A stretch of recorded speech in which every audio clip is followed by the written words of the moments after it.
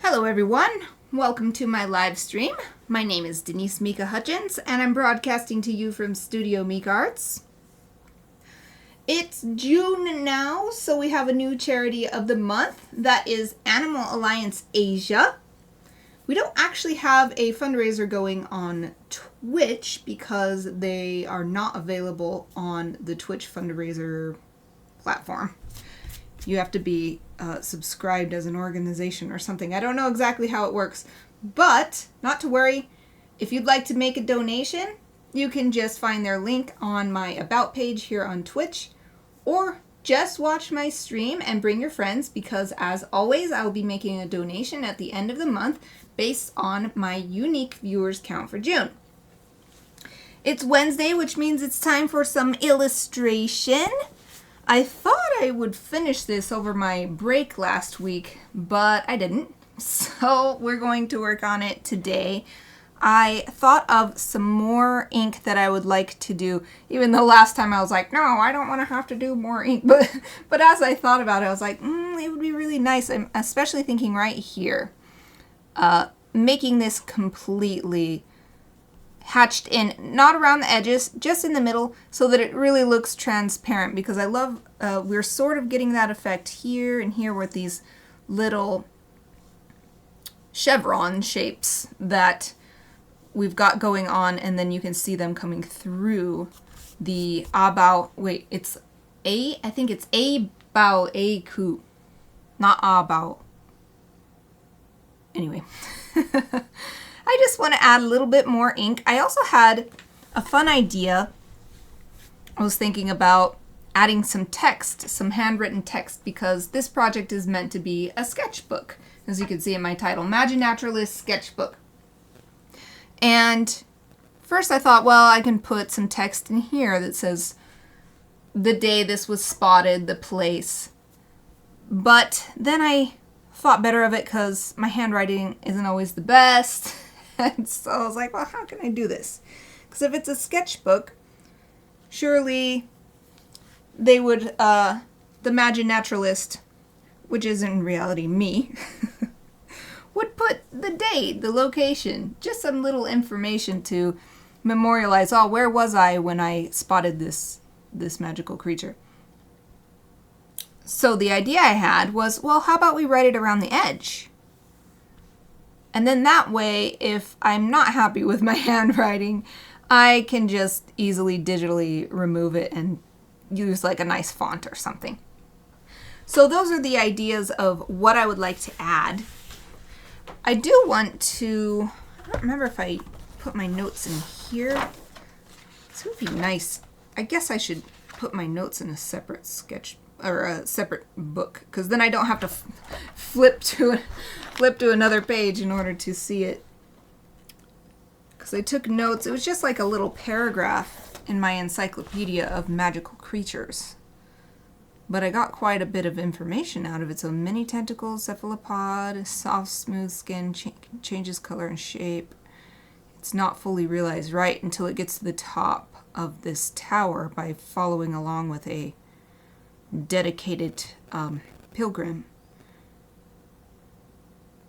Okay, I just wanted to review my notes and make sure there wasn't anything else, but I do think it's just making this look even more translucent, because the part of the tower that I drew it upon is fairly low down, so it would be quite translucent at this point. So I don't actually need my sketching kit yet. I have a 3-hour stream today, so I figured even if I do, and I do intend to do the digital work on stream as well, I probably have time to start another one. So let me get my stuff right. I actually want to make sure, I think my camera is angled a little funny, so let me line my sketchbook up. Yeah, see, my camera's like this, even though my sketchbook's actually lined up properly. So maybe if I move the, it's like it's turned this, oh, there we go. There we go. Yee. Okay.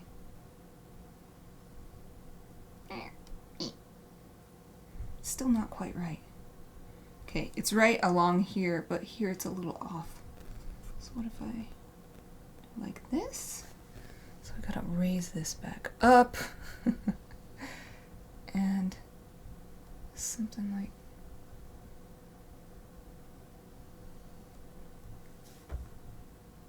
Well, if I move this down... Okay. There. It's nice and straight with these edges here. It really distracts me when I look over, because I look at my screen over here to make sure the stream's still going all right. That it looks good out of OBS and it looks good coming into Twitch as well. And so it really distracts me. Oh, Sarah, hello! How are you? Thank you for joining me. So great to see you. Yay! My first day back after my week off. Yay, how are you? Did you have the last week and a half? Do anything fun or have some nice relaxation times? I love seeing that little ranger popping in there. Pew!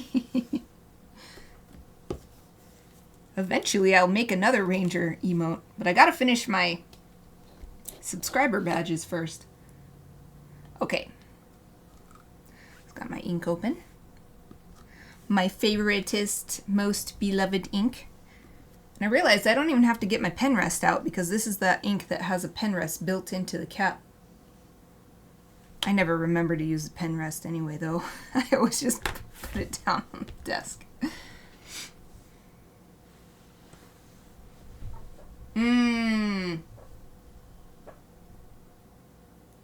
Oh, that's good.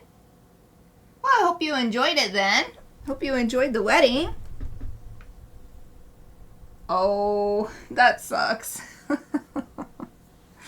I'm not laughing at your suffering, but you did so much to make it a good experience for yourself, and it still ended up. It's unfortunate. Well, I hope you feel better soon. You went to the wedding over the weekend, so have you been feeling under the weather for a few days then?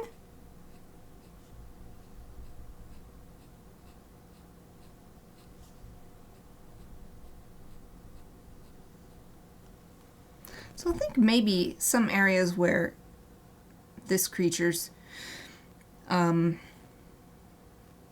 rest of its body behind its head here might be blocking a little bit of this shadow from showing through, so I won't completely ink in the head.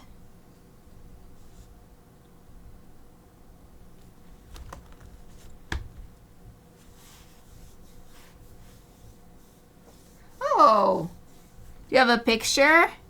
Did you take a picture of the quilt? I haven't seen any of your quilt projects in a while. I would love to see a picture. If you want to share, you don't have to. Sunday night. Ew, yikes. Oh, I hope you feel better soon. That's the worst. Especially if you, like, enjoyed the food, but then it comes back to haunt you and it just, ugh.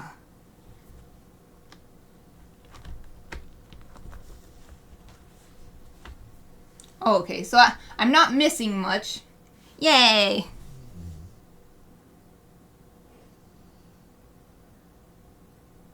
I had originally liked how these lines came out kind of broken. But now with the whole image the way it is, I want to strengthen them a bit, actually.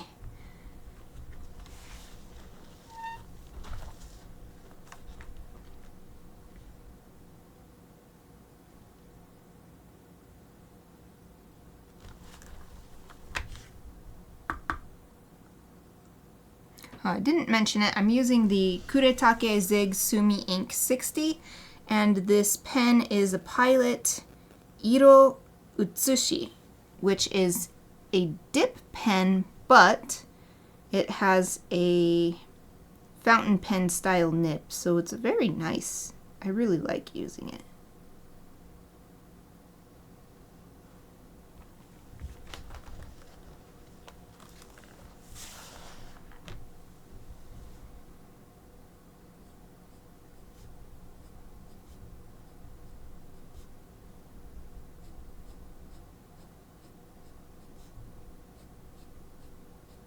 There's all these limbs and areas that are really sticking out over this dark shadowy part. I decided I wanted to ink them in more, make them more transparent looking.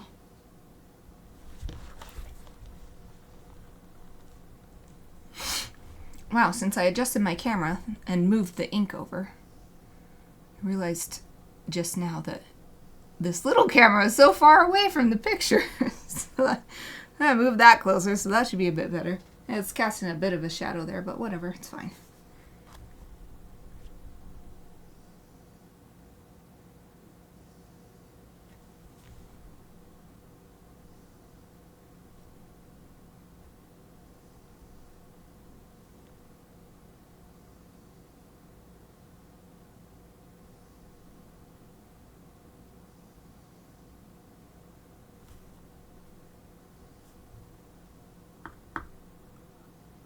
Just thinking hard about where do I want to put more ink.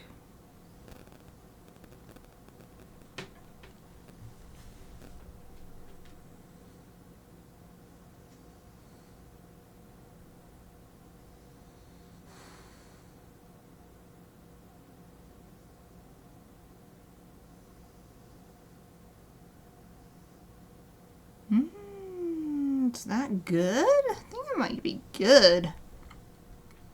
At last. So left this on purpose to sort of represent, so we've got 1, 2, 3, 4, 5, 6. So there's 2 more legs we can't see wrapping around the other side of this column. It doesn't specify that it's an octopus, but I chose an octopus to create this creature. So I'm imagining 2 more legs behind here, and because it's sort of layered on top of itself, legs and then head, that's why this shadowy part is not showing through right here. Now this shadow is cast from this block above. I mean, you can't really tell what it is anymore. Now that I'm thinking about it, if this is the edge of the shadow, or if this is the shadow from where it's a surface like this, and then that column fits in, this column fits in holding it up. I think I need to bring these all the way down too. So let's do that.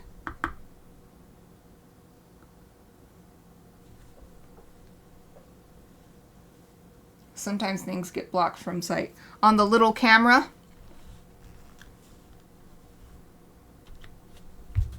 or for this octopus. I said so much just now, I don't know. I don't know what you're responding to. I was thinking out loud to myself just as much as explaining it to everybody listening.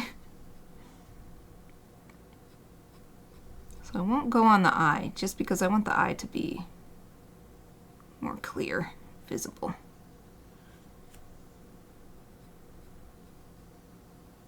Let's say this part of the head is so thick that it's also sort of layering on top of itself. But we can bring just a little touch here and there, like maybe it's wobbling in and out of vision. So it's not that it's perfectly clear and just sort of layering, you know, it's like coming in and out of existence. We'll do a little bit here too.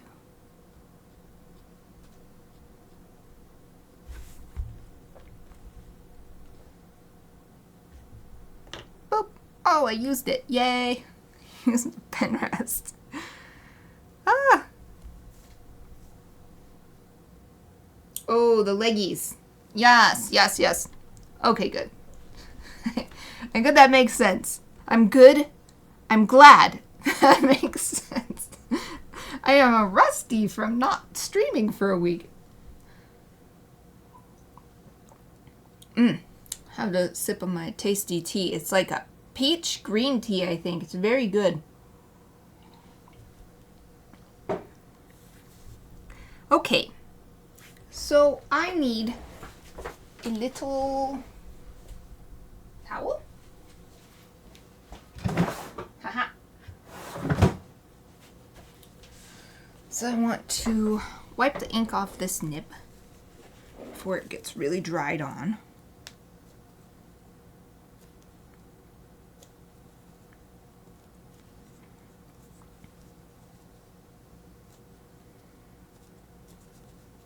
You can get a bowl of water and it makes this easier. But since I was running late today, I didn't bother with that.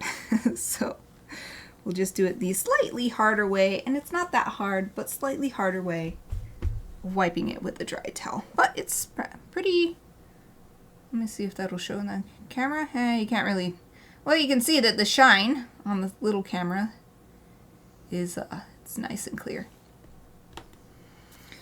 The reason why I want to do that is because I figure I'll write with my blue pencil first to do my little Maginaturalist notes.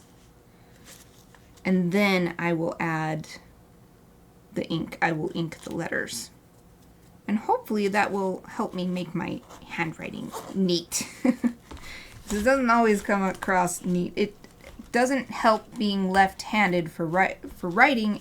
Being left-handed kind of sucks because you're always moving right across the freshly inked or freshly penciled thing. But if you're right-handed, you're always writing away until you get to the next line. But by then, if you're using ink, the ink will have dried, you know, so it kind of sucks. And even in Japanese, if you write, so in Japanese you can write Western style from left to right, but you can also write from top to down, which is the more traditional style, starts on the right, so it is still a little bit better for lefties, but all the kanji are from left to right, so it's still like all, and also hiragana and everything else, all the letters are still formulated for right-handed people, so it's kind of like, oh, you just can't win. You just can't win. Okay, so I didn't want to put too much information. I'm imagining this Maginaturalist just sitting there for, you know, spotted this creature and sketching as much as they could in the time before the creature decided to move on or whatever. And then put a little notes like, I was here and I was here at this time. So we'll say, should I put location? I want location, date. I don't know if time of day matters. Maybe time of day matters. Thinking about the story behind this picture. Time of day would be nice. Maybe not a precise, like 3 p.m. or whatever. Especially because I have sketched plein air and it takes a lot longer than you expect to just do a little quick sketch. You know, you could be there for an hour and you're like, what? This took me an hour? I've been standing here for an hour? Yeah, I'll put something like morning, afternoon. So let's say this is, oh, what is it called? Tower of something. Tower of Truth or something. What is it called? Victory.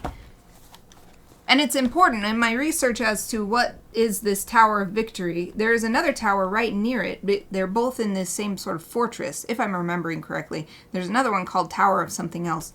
That's the translated name into English, of course, but this one is specifically Tower of Victory.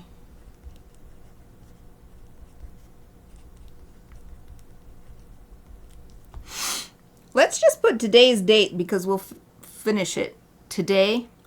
So it'll be like, oh, this is the day the Maginaturalist sketched it. But in reality, it is just the date that we finished. I think that's nice. So 12 June 2024. I'm trying to think, the image that I used for my background reference was extremely well lit. So I'm imagining it was probably noon or very close to noon.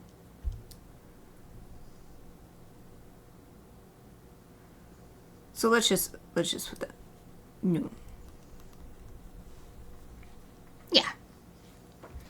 wonder if I should spread it out better. Or put this closer. Move these over. Let's try. This is why. This is why I didn't mean to rhyme just then. Let's try. This is why I'm going to try to center this. Oh, I could have just changed it digitally, actually. Forget it. I'm going to change it digitally.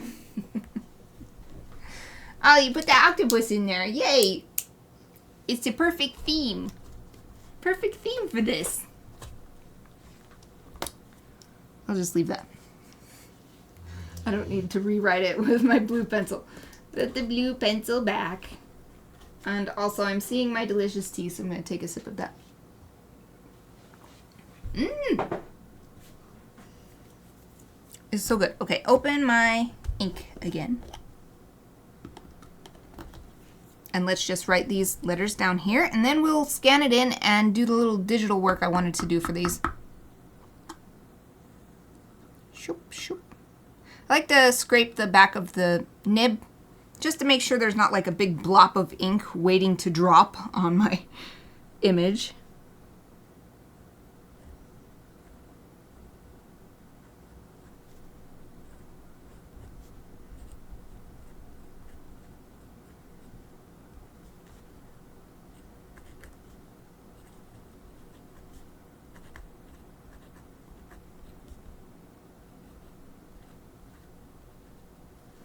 Ugh, my noon looks like crap.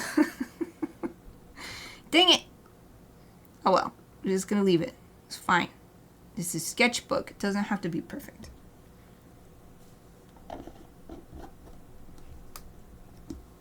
Alright, wiping my nib. It's a shame there's so much ink on here, but it's just gonna happen. You can't put it back in the jar. No! I did what I was trying not to, which I got ink on my finger because the towel is black, so I couldn't tell where I had the ink. I like using the black towel because then you wash it and it doesn't get stained. Oops, Sarah. Okay.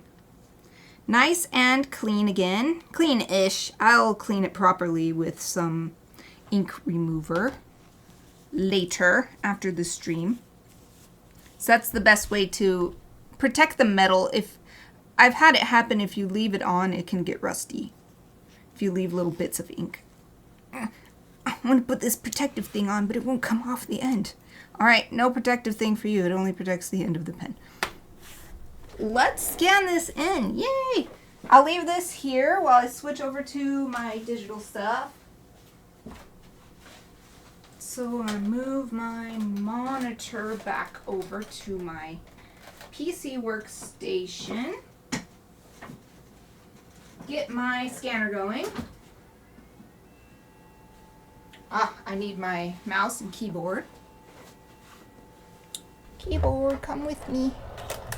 I'm clicking buttons.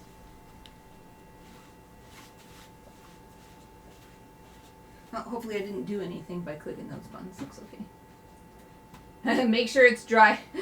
Yep, I shall. Thank you. Yeah, I think about that. I'm like, no, I don't want to get ink stains on my glass panel. Yeah, I think it'll dry by the time I'm done moving over here. Okay, I'm gonna mute my mic for a second while I move it so that I don't know if it makes a bunch of noise if I try to move it.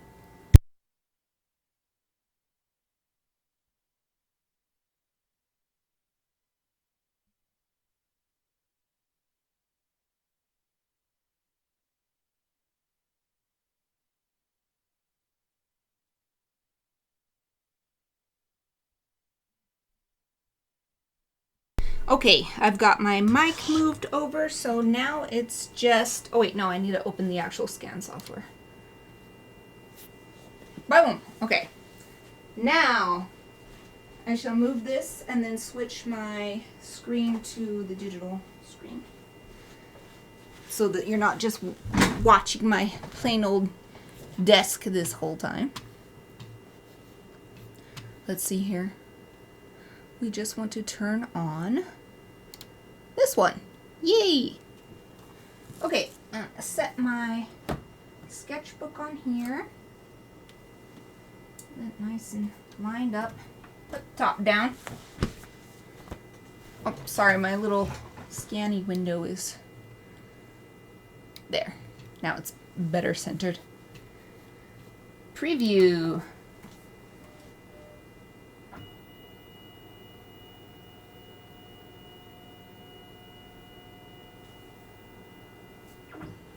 All right.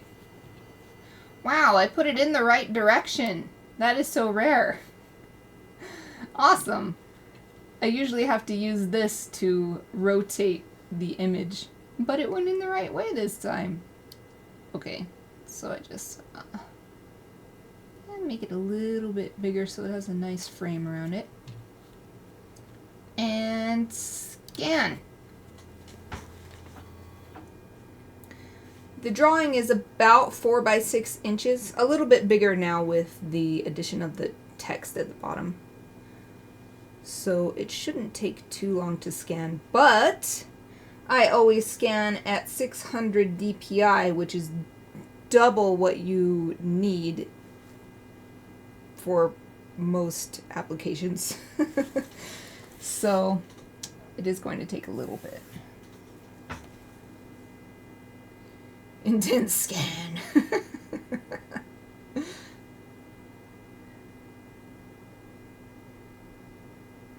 Can you hear it going? Me. It just always makes that noise, that higher pitched noise.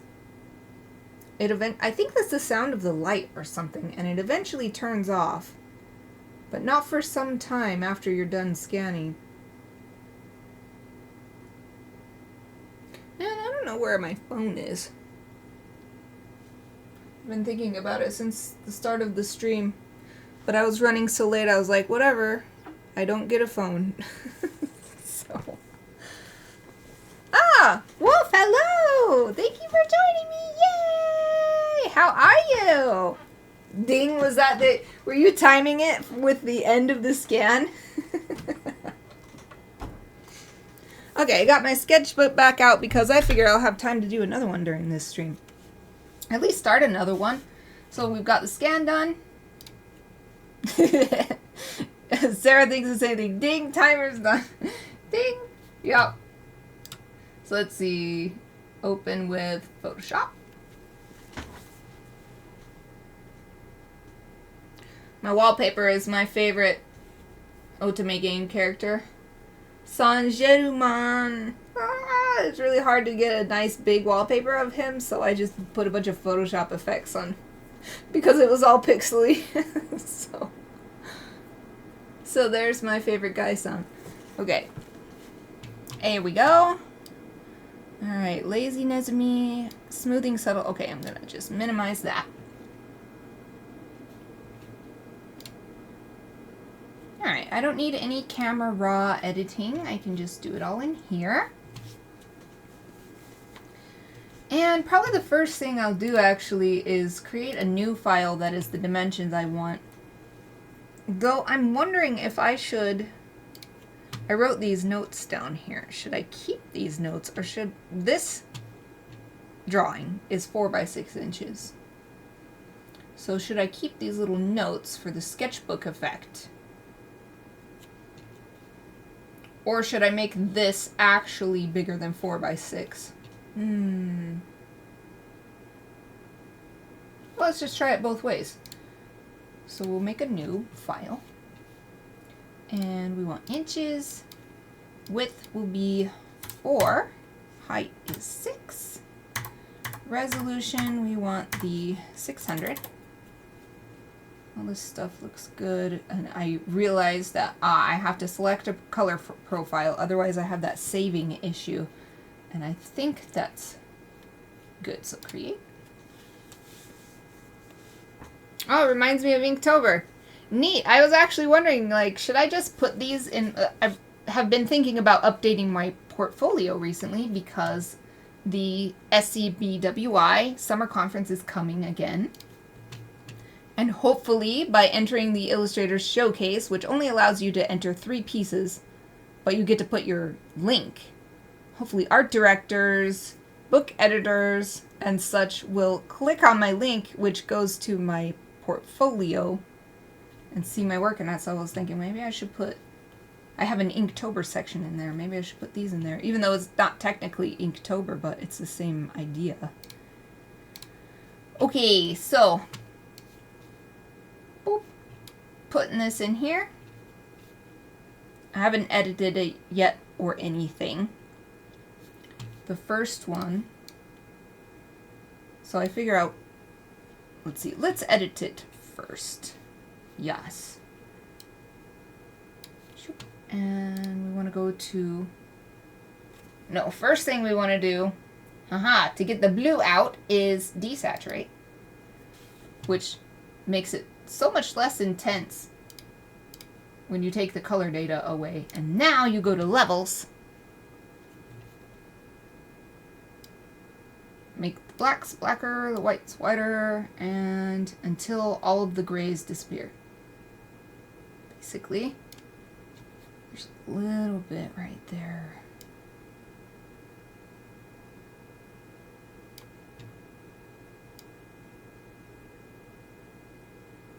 Alright, I think I got all the grays out, but the blacks are looking kind of choppy. Might have to let a little bit of gray stick around. Of course, I can do little manual cleanups as well.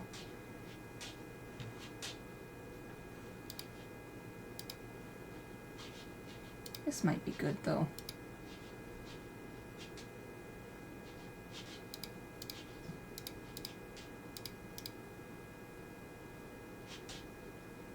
Take a little bit back from the white. So I'm looking at how these edges on the black ink are getting really angular, kind of cubic.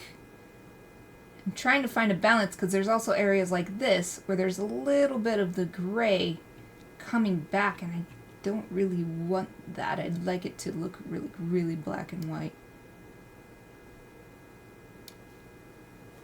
So maybe this will be a nice balance.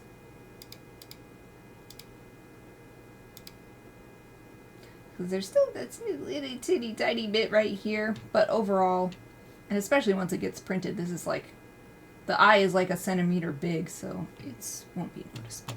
So let's call that good. And what I want to do is make 2 versions.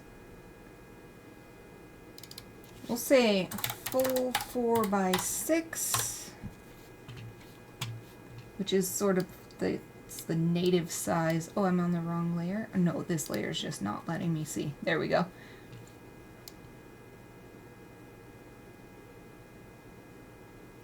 So the native size where we won't see these notes here.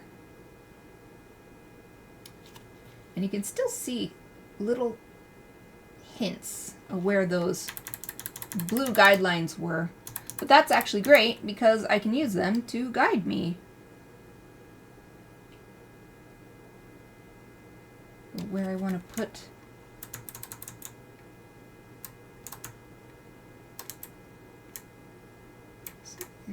you can even see them up here. Little boop, boop, boop, boop.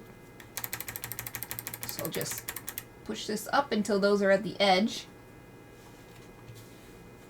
I wonder if I'll even take it even further.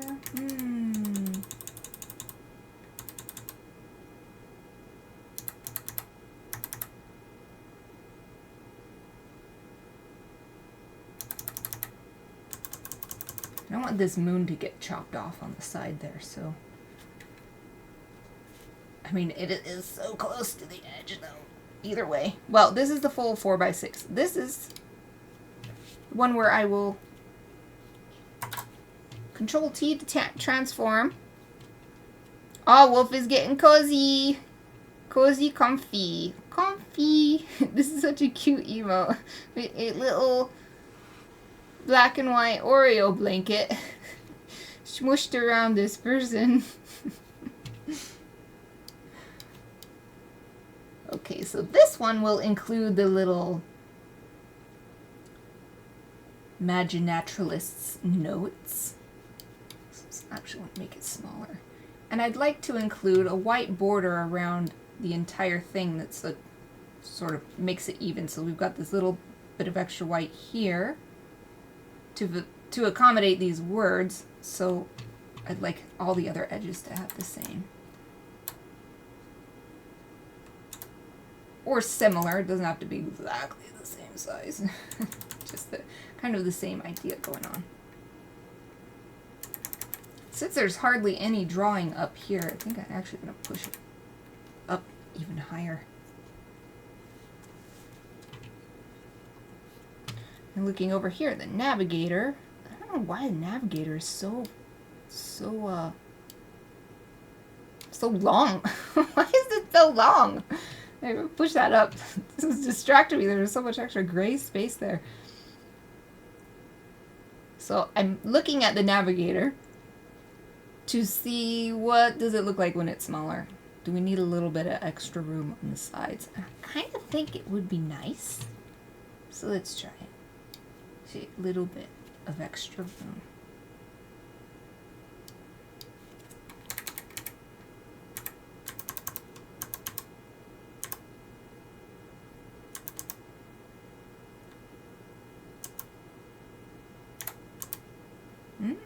Something like that, something like that.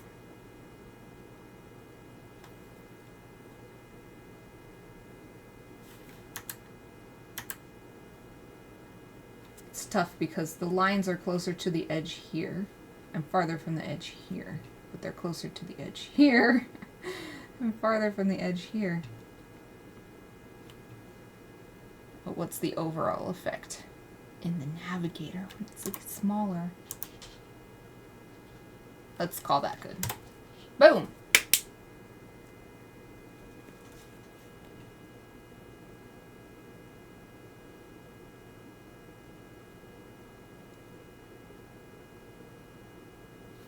So technically I think this edge here is the same size as down here, but because of these letters, this and the general lack of anything in this area, this one feels way bigger and this one feels more cramped. So I'm going to add another layer underneath. Oops. Oop. Call it white background. Get the white color and the paint bucket. Oop. That way we just won't see it here. And we can move this up. Give a little bit more room for the letters.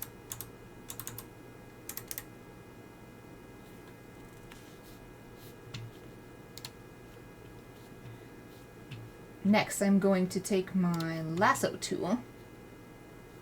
I wanted to adjust the placement of the handwriting. So we'll just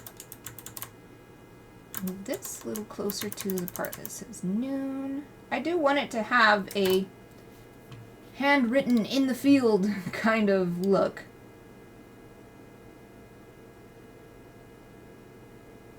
But ultimately, this is a planned illustration, so I also want it to look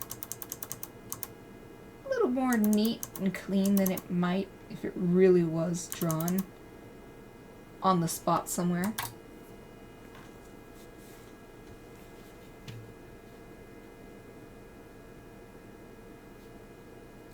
About the same size as that. And is this about the same distance as it? Oh, it's not. I'm gonna move this noon a little closer and then move the whole thing over, I think. Nope. Maybe we move this noon down too. How's that? Okay, like that better. Now, I wonder if I can just use a square. Is it written well enough that I can use the square? Oh, it just barely. Ah!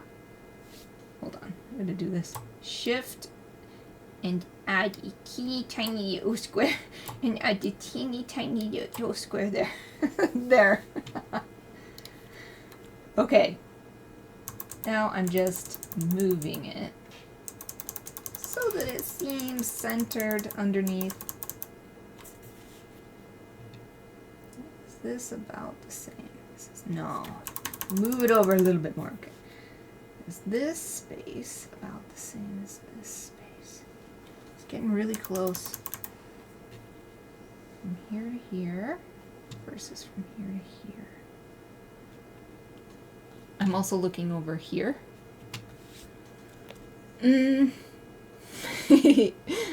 Exactly. Scooch. Scooch.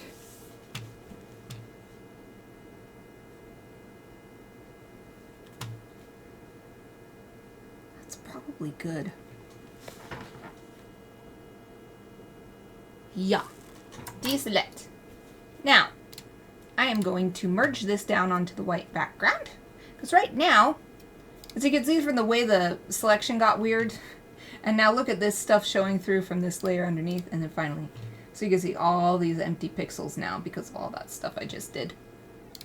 To fix that, all you gotta do is Control E. I don't think that's the default anymore. I'm pretty sure I had to fix it in my macros, but Control E is my merge down with the layer below macro. So now, as you can see, there's nothing, no layers turned on behind it, and yet there are no empty pixels. Hooray! So we'll rename this though. I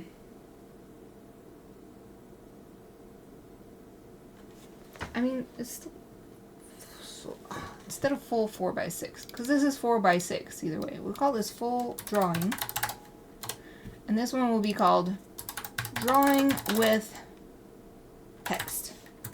Yes.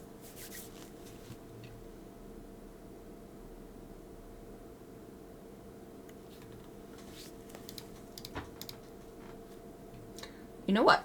I have not saved. I have been working in a unsaved file. Okay, and I'm done, I think. So we'll put this in artwork. We'll give it today's date, 24/06/12. Right. It takes me so long to remember. Oh yeah, it's probably a good idea if I save. I mean, nothing is something I couldn't do again, but I don't want to have to do it again. So this is called, I'm going to title them all Maginaturalist.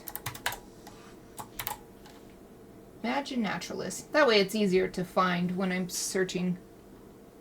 As I make these over the years, I imagine this will just be an ongoing project, as my magical creatures encyclopedia has thousands of creatures in it. There's plenty. This one is, we'll name it 1, and it's the A Bao A Qu, I think. I'm pretty sure that's how. I spent all that time looking up how to pronounce it last time. I think that's how you pronounce it. Save. Hooray! So I got a few seconds, but until my break time. So I think I'll just leave this up here and then take my break. And we'll go on to the next one. I'll just make another one, and maybe I can finish it in the whole stream. That would be awesome to finish 2 in one stream. So, what is his face? Scared. Oh, because of the same thing. Okay. I'm gonna turn on my lovely little be right back overlay. Okay, I'm gonna take a 5-minute break to stretch and do all kinds of great stuff. Hope you'll take the opportunity to take a break yourself. Be back in 5.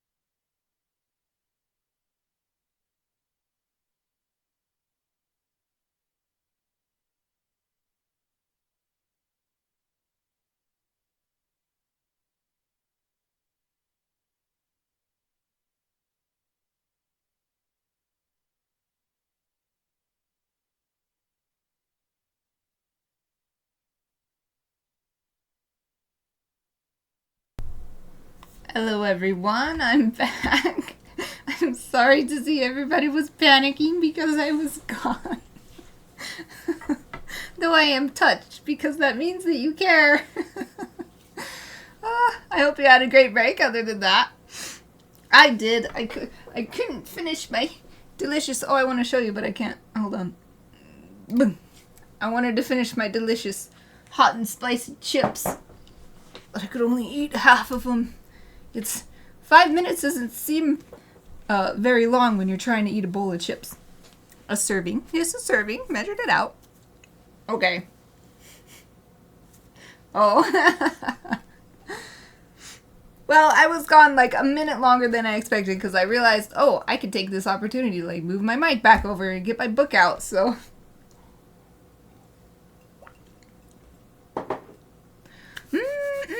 I just had a sip of my peach tea again. Peach green tea. Okay, I got out my Element Encyclopedia of Magical Creatures again. Because, hey, it only took an hour to finish this one. Including the digital stuff, so let's do another one. Let's flip over to a new page. Oh, it's got some little inclusions here. Interesting. This is like, oh, you can't even barely see it. There's just like some little specks in the paper, like it's smooth. But it's a sketchbook, that's okay. Fancy book. Oh, this encyclopedia. This thing is the best. I love it. I love this encyclopedia. Okay. Yes, that's right. I was putting a sticky note, and yes, I left them over here to my left. But I wanted to do A through Z and then come back around. So let's go to B. See what number 1 B magical creature is. There's a lot of A's. There's still more. There's still more. Oh, here we go. Here. Made it to the B's. Oh, this one is a big one. Baba Yaga. Okay. Interesting. This isn't really a creature necessarily. Well, whatever. I guess I will... It's in here. It says magical creatures. Baba Yaga. I always imagined her as a witch. But this says hag. Okay, I'll just read this out. Hopefully nobody gets mad at me reading this whole thing out. You know, nobody with copyright interest. I'm not trying to take your copyright away. Okay, here we go. Baba Yaga.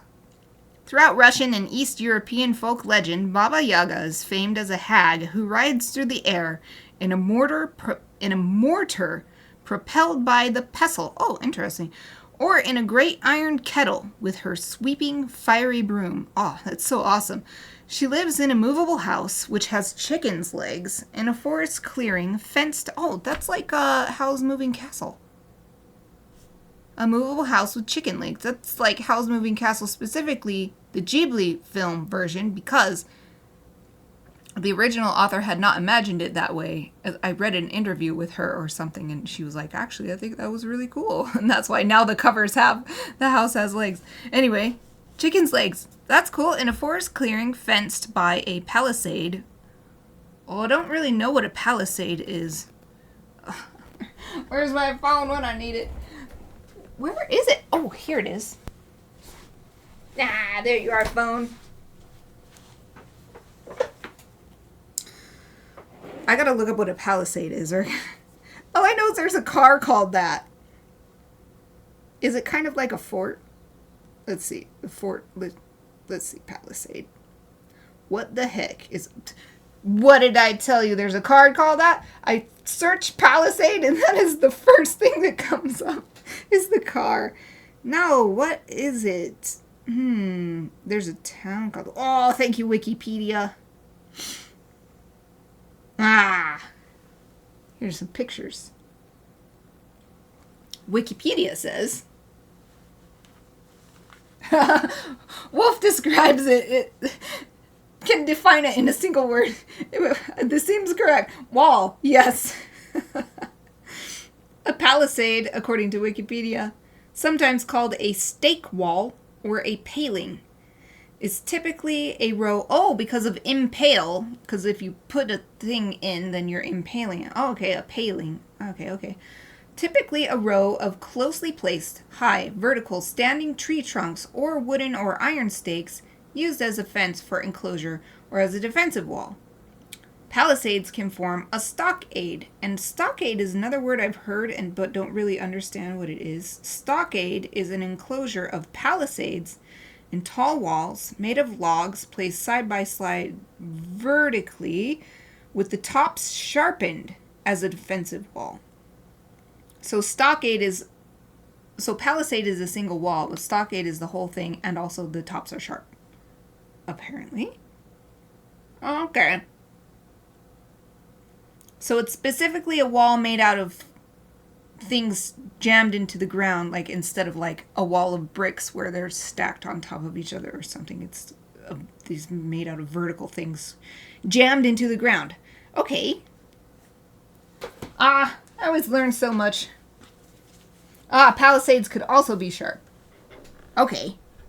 I bet she'd have a sharp one. Well, look at this.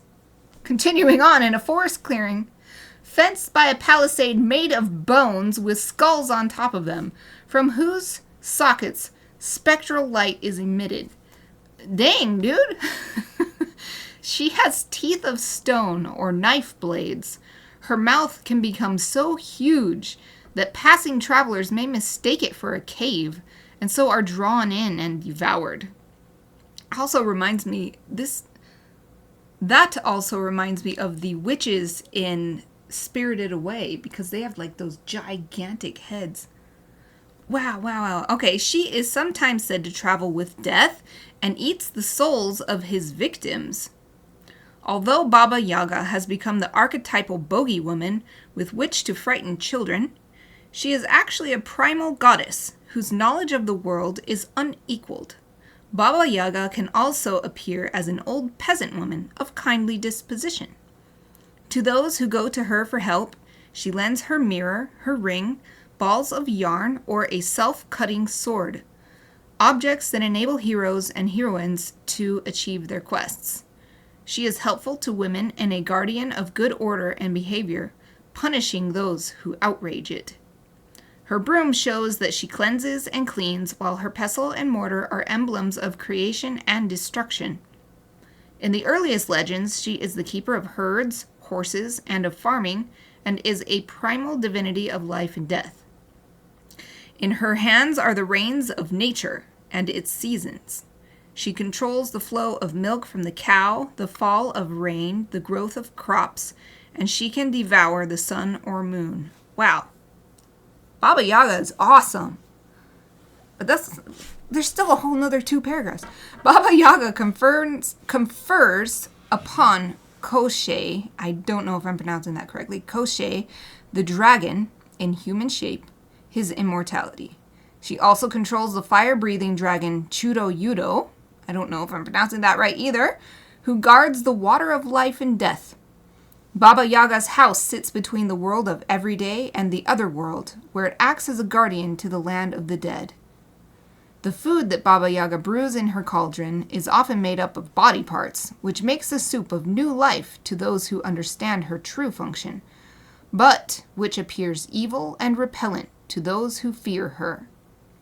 Despite her reputation for enticing and devouring human victims, Baba Yaga nevertheless recognizes good housekeeping and simple-hearted perseverance, as is seen from the story of fair Vasilisa, a maiden who is sent by her stepmother to fetch light from Baba Yaga's house, meaning for her to die there. Vasilisa serves Baba Yaga so faithfully that the hag gives her a lighted skull to take home. This horrid sight so terrifies the stepmother and her nasty daughter that Vasilisa is left in possession of her parents' house. Whoa, I've got goosebumps. I don't even know where to Start! Let me take a sip of tea after reading that massive entry. I wonder how many other entries have so much.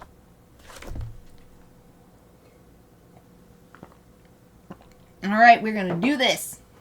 Baba Yaga. Awesome. First thing first, let's take some notes. It always helps to drill down and get sort of the basics out. So I just want my normal ballpoint pen. Right? That's why I need to do this. Palisade is required now. Yep. There's so many keywords here. Too much to choose away. Yep. Unlike that A Bao A Qu was so easy compared to this. It had the teeny tiny little paragraph like, oh, okay, great. Just as straight directions to the result I got. I don't know if I'll be able to actually finish this today. But we'll see what happens. So I like to put the date when I start a new sketch project. And then this is Baba Yaga.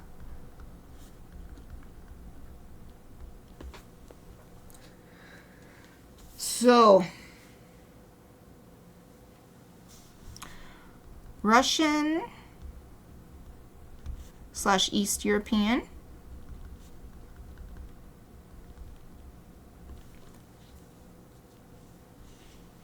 Okay. Hag, which in my mind, hag is just like a ugly witch.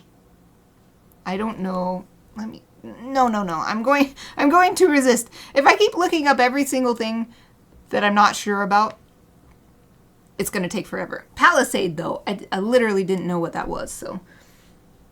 Okay. She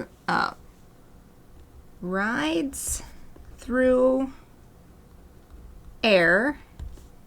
Either one is, that's so cute. She rides in a mortar. Oh boy. I'll allow it because you're not actually, the automod says it's bullying. But, yeah. Thank you, Wolf. You're not bullying, so it's allowed. You're not telling someone that that's what they are. But yeah, hag I've always imagined as, so we'll just use that. Right, so the mortar, so I'm like imagining it, so like mortar and pestle, so I'm imagining something like this.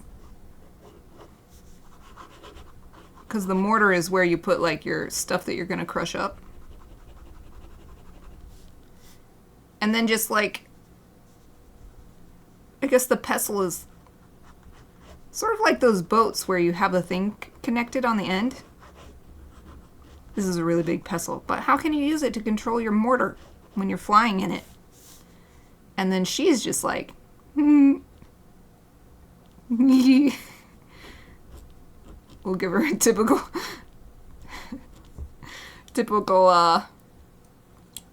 what is this? What were the pilgrims? Anyway, typical witch hat for now. Whee! This is what I'm imagining. Whee! Zoom.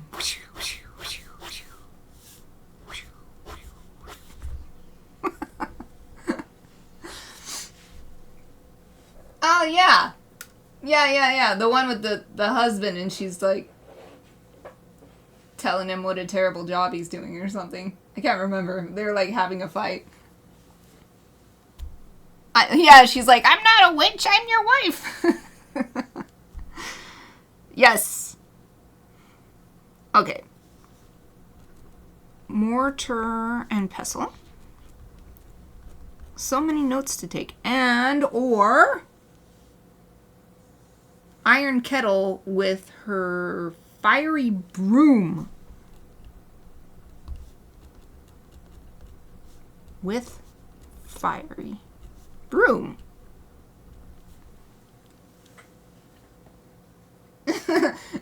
That one's allowed too. It can be interpreted, and it doesn't have to be interpreted with words that people don't like. Boop.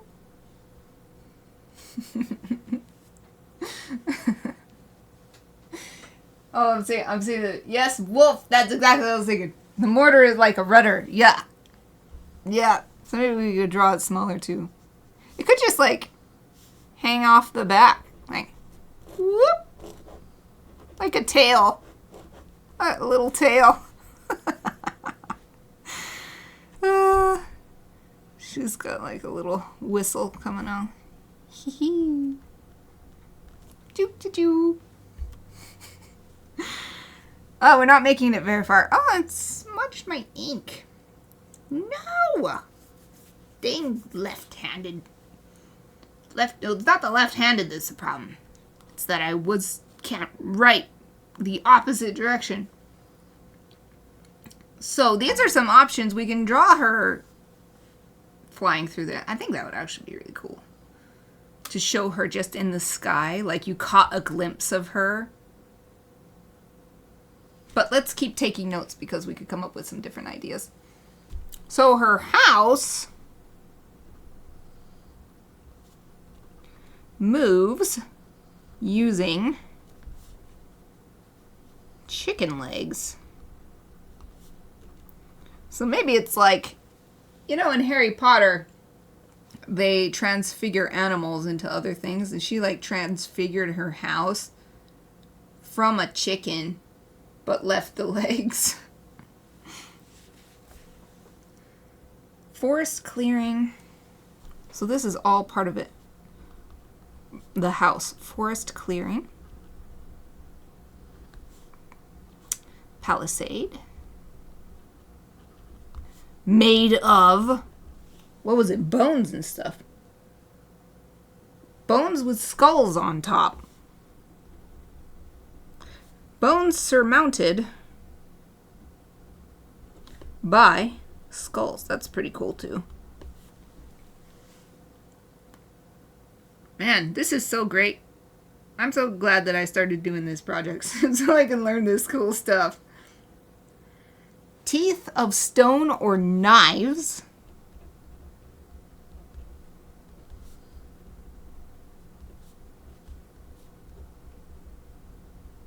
Yikes. Huge mouth. I don't know if I need to draw her as a cave mouth person. I think I'll leave that out. I just do not see myself drawing her as a cave mouth person.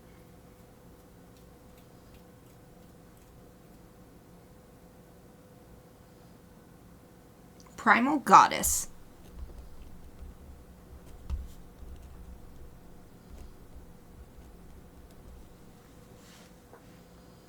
Oh, it can also be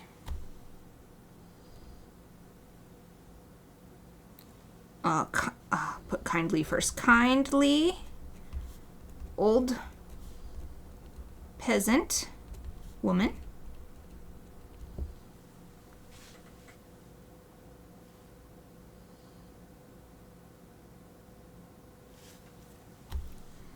Lends help. Let's put a list of these things. Mirror. And this is really interesting because the goddess, the Shinto goddess Amaterasu also has a mirror. And that's why Shinto shrines always have a mirror.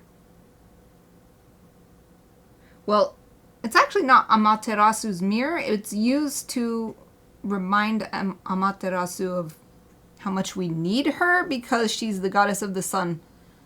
And the story goes that she hid herself after her younger brother god was really horrible to her. And she's like, F this.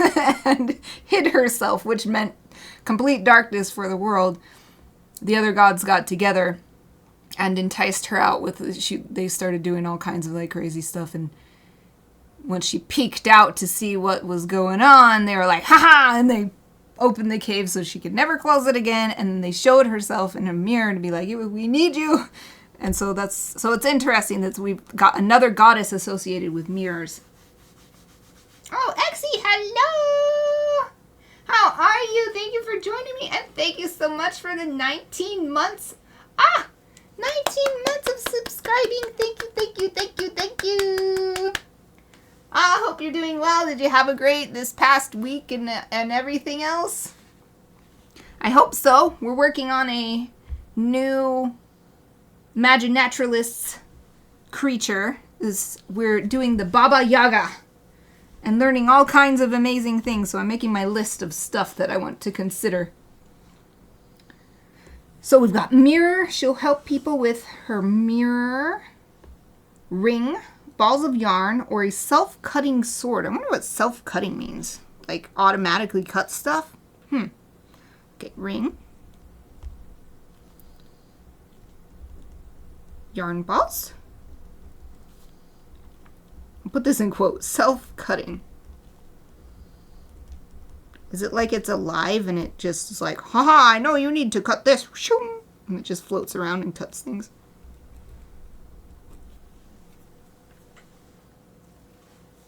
Oh, I'm wonderful. Thank you. Oh, and you're all right as well. Yay, I'm always happy to hear it. You're welcome. Yep, I am doing great. I'm glad to be back. I had a great week off from streaming. I got some other stuff done instead, which is part of the reason why I like to take the week off. Taking another sip. It's the final sip of my peach tea. So I can work on some other things that always get pushed to the side. I didn't get my studio cleaned though. I thought that I would get it cleaned. And nope. If anything, some of the piles have grown a little bit more. One day. I can still work, so it's fine. Okay, so there's still plenty of notes. So show Exy in case you want to see. This is the huge entry on Baba Yaga, and I'm about here from taking my notes, things that would be useful for my illustration. So next, helps women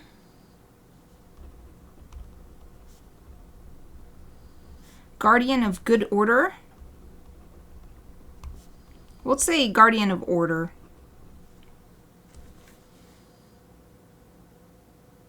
Oh, I think what it means is good order and good behavior. So I'll put guardian of order and good behavior because that makes more sense to me. Maybe that's not what it meant, but that's what I'm making it mean.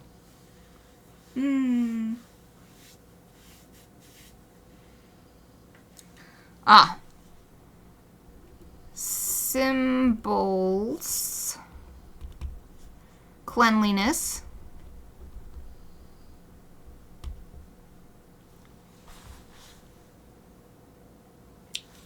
Creation and destruction. She is so epic. Wow. Okay.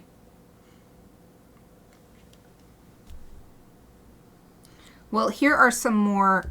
I'll call these symbols as well. Herds, horses, farming. Also says life and death, which I feel like goes hands in hand with creation and destruction, especially that later paragraph that explains that her soup of human body parts can either be seen as the creation of new life or as just something really disgusting. So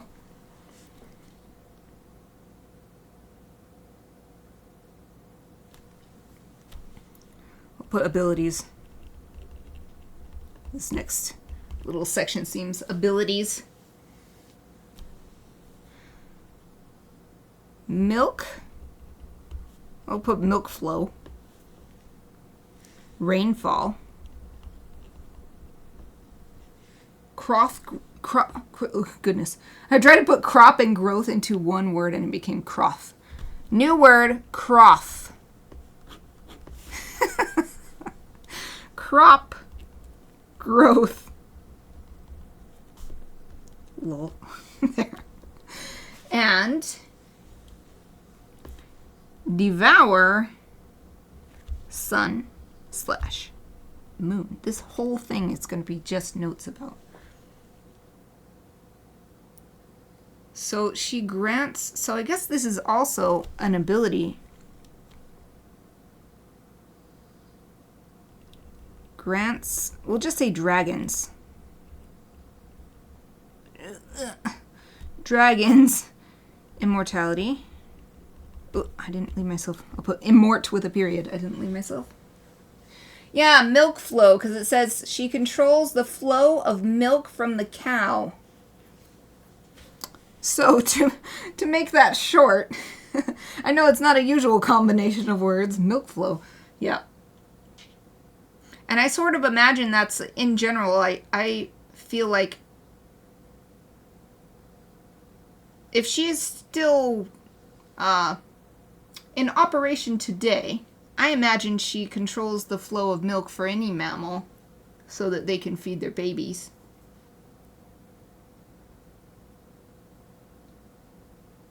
She might be retired by now. But that one guy in Ant-Man was still afraid of Baba Yaga, so... More life and death. Grants dragons immortality and controls... I'll put controls them. Oh, there's so many details. So she controls the dragon that guards the water of life and death. So it comes back to her symbols are life and death. Because if she controls that dragon, she controls who accesses the water of life and death.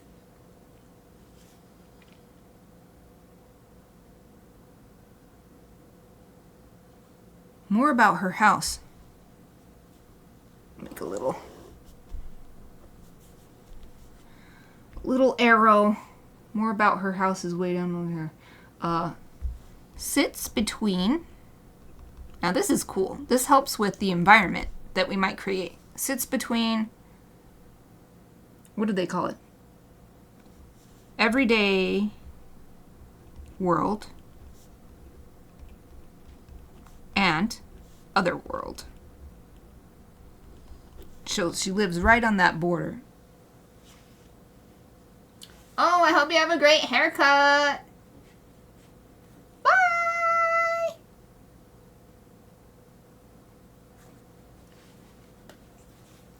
It's been so long since I've had a haircut. I just trim my own hair because I grow it out so long.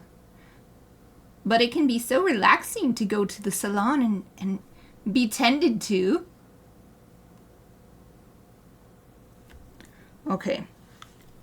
Her cauldron is... It says cauldron, but iron kettle. Wah.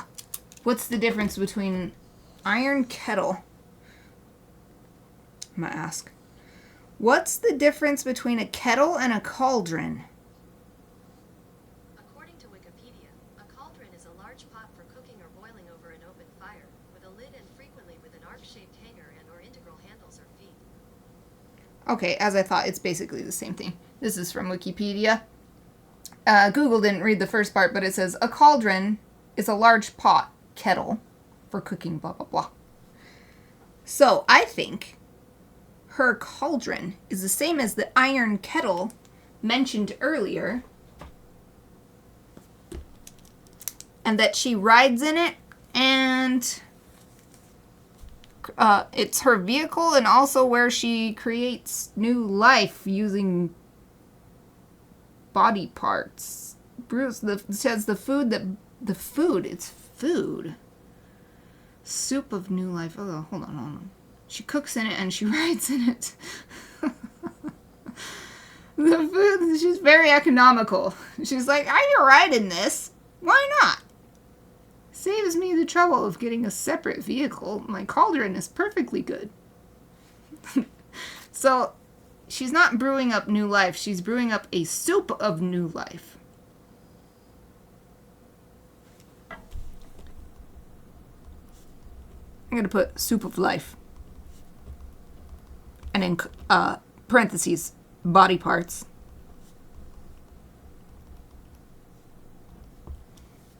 in the same iron kettle that she might ride in. Yeah. She's the goddess version of Dr. Frankenstein. So she's probably a lot more successful.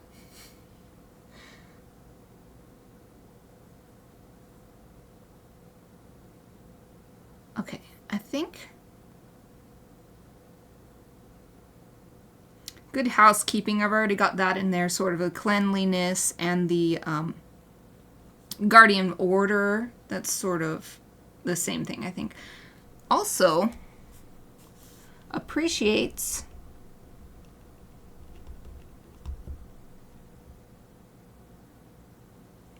perseverance. I can always never. Sorry about my bad grammar. I can never spell perseverance, but I think I spelled it right here. Okay, good. Perseverance. Appreciates perseverance.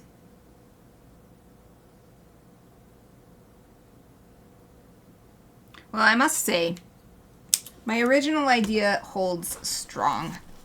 And when I'm thinking of a Maginaturalist just exploring the world, taking note of the magical creatures that, or let's say, magical beings, that it's probably most likely they would see Baba Yaga just flying above,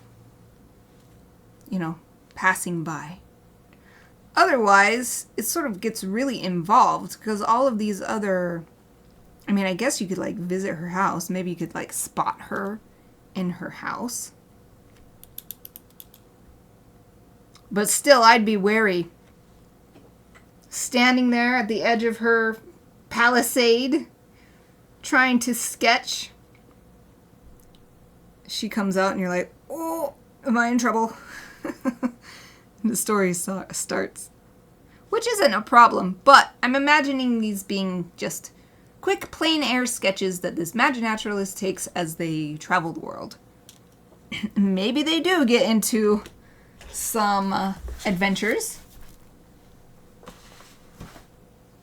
But for the most part, I was imagining it just being a sketchbook full of depictions of the magical beings that they encounter.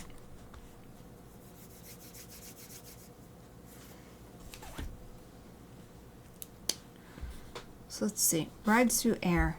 Do I want mortar and pestle or the iron kettle with a fiery broom is pretty sweet.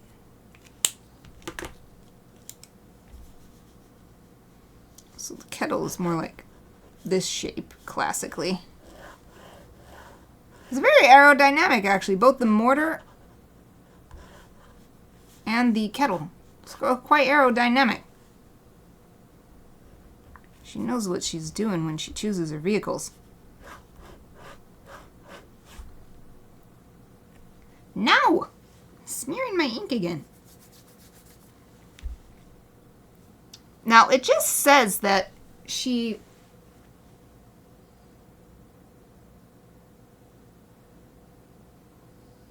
in a great iron kettle with her sweeping fiery broom. The mortar and pestle says that it's propelled by the pestle. Oh man, what if the pestle is going like what it's spinning? It's spinning like a propeller because it's propelled by. Shoop, shoop, shoop, shoop, shoop, shoop, shoop. That is so cute. But still, she's so epic. I kind of want to draw the more epic one, which is... So I'm imagining she'd just be holding... It says her fiery broom. So maybe we've got this broom coming out, and then there's just like... flames flying off.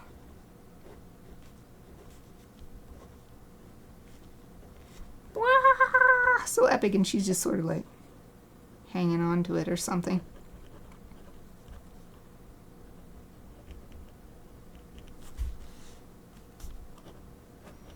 I don't know. I just keep imagining her with this happy face like, yay, this is so fun. Whee! This is totally... She does not have a witch hat.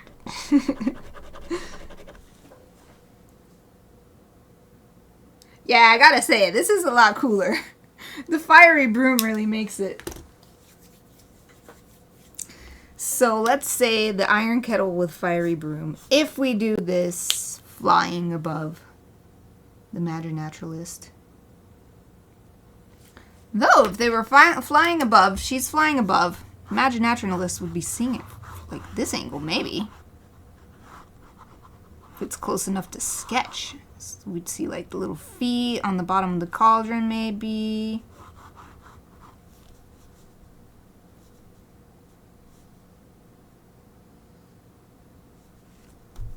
You can't really see the Baba Yaga, though. You could see her awesome hair. Maybe her awesome hair is flying away in the wind. Ah, that's so epic. And then the broom flaming away. That's right.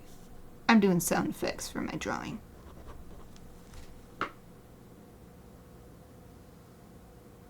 Dude, I like it. I like it. You can't really see Baba Yaga very much from this angle.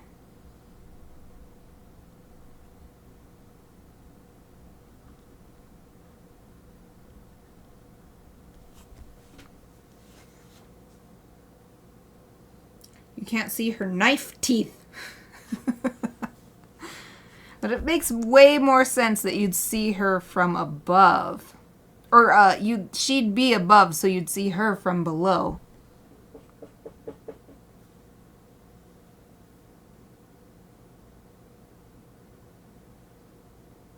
But if she's like leaning over, maybe she's like leaning over the front, you know? Just enjoying the ride. Their arms crossed. Something like that. Then you could see her better, because she'd be out like this. And you could still have her epic. I'm just imagining that she has this epic hair now, because it would look so cool flying away in the wind like that.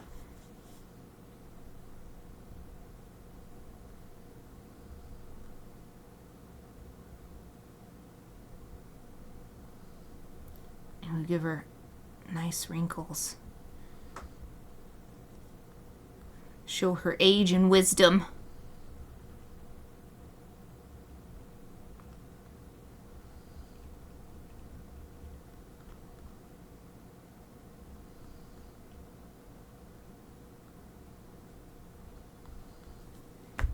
Can't really see what I'm doing because I put way too many lines on there by now, but this is still nice, I think.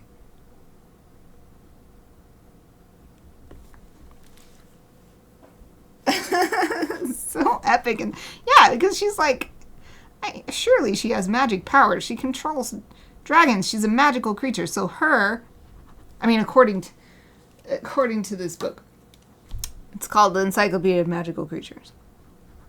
I'll say magical beings from now on, so that feels better to me. Magical beings. And so her broom just like comes along for the ride. It's not attached to anything, just flying alongside, ready if she needs it at any point.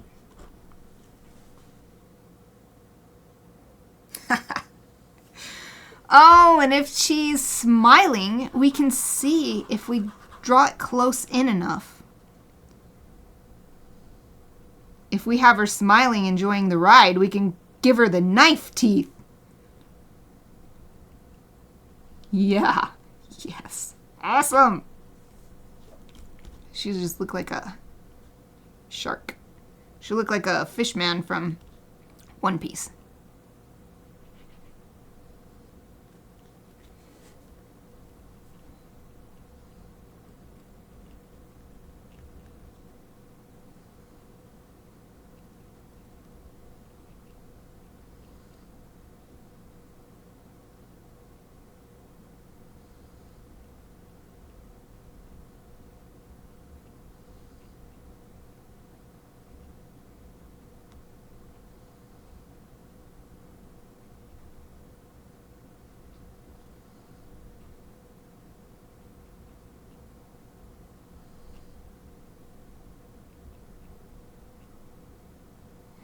I'm having a lot of fun drawing this little face. It's awesome. Her hair, yes. Let's give her the long, epic hair. Flying away. This is similar to the flames off the broom.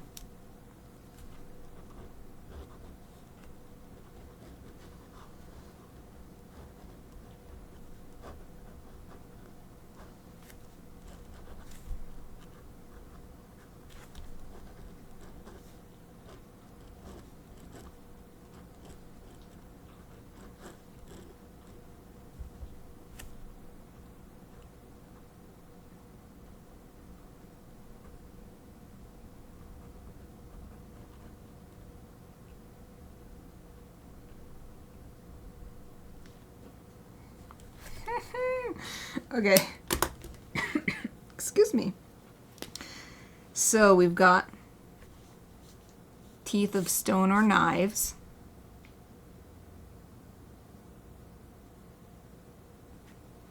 We could show her ring, maybe. If her arms are crossed like that, then we can't really show the ring. Oh, yay, I'm glad you're still here. Hope your back feels better.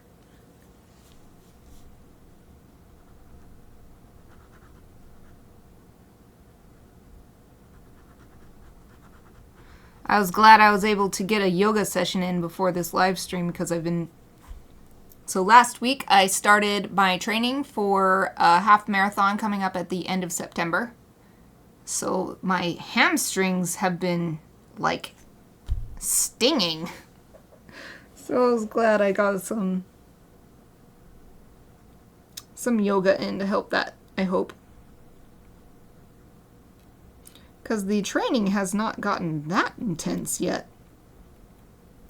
But I realized this morning, like, oh, well, it was sort of like adding 2 more days of workouts compared to what I have been doing.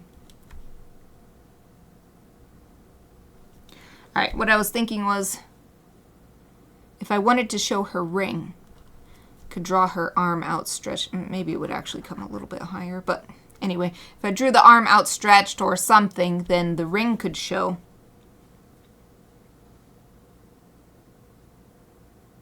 So she also has a sword, self-cutting sword. That's pretty epic too. Maybe we got the broom on one side. I keep adding to this little thing. We've got, hold on, I'd like to look at what kind of swords are like Russian and East European. What are the designs of Russian and East European swords? Oh, okay. The small sword. Medieval weapons. Scimitar. A lot of them have a curved blade and a hand guard. You've got the hilt, but it's got like a hand guard, so people can't chop your fingers off as easily, I guess. Oh, this is cool. 10 Russian sword types. Characteristics and history. I'd like something older, but who knows? She might get something more up to date. Russian saber.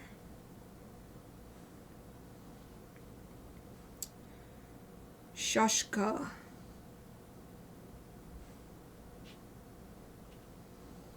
Slightly different. Russian Viking straight sword. Oh, that's so cool. Look at that one. Oh. I love that. Brought over by the Vikings. And this is older too. 11th, 10th century. And there's a Norman sword. But mainly comes from the west. Ooh, Palash or Dragoon saber. Neat. Oh, and this makes sense since she is sort of a goddess of horses. This says The Palash is the Russian heavy cavalry sword. So that's quite appropriate for her with her association with horses.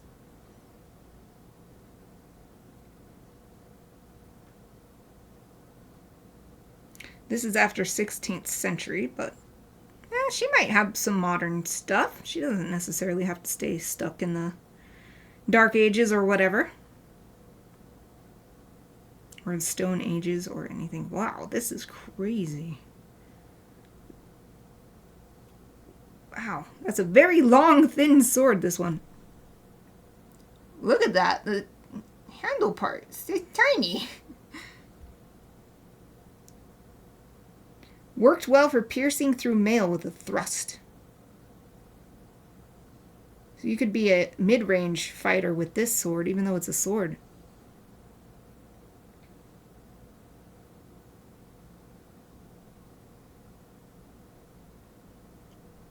Short swords. No, I like this one that's for cavalry. It matches really well thematically with her Palash. So let me put that back on my charger so I can look at it too. So she has her sword hanging out with her, her magical sword. No pommel, it says. And it's curved. It's on this side. I love the flaming broom being on this side. I'm not going to change that. I love it. I love the flaming broom. That's so cool. It has this awesome handguard. At least this one example. Wrapping around. Three or four different pieces.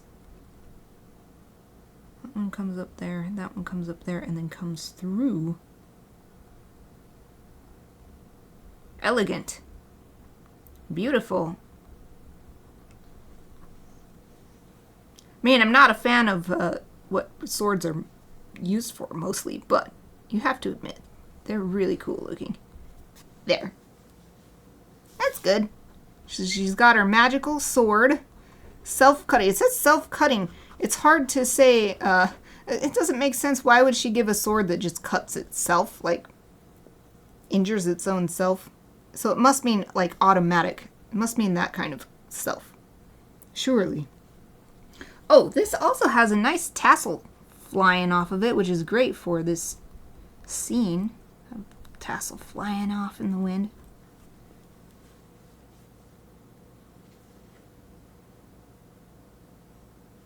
Oh, you can't even really see what I'm working on in the small camera. Oh, it's upside down though. But here is... Oh. We've got this little sketch just being added and added and added to. So we've got her sword teeth, her automatic cutting sword, her hand outstretched with her ring on it. There's yarn balls, but I think from this angle we wouldn't see them if she was carrying them with her to help someone because they'd be all down in here. She puts her yarn balls in here and then it's so comfy to sit in. Yeah, auto chop sword.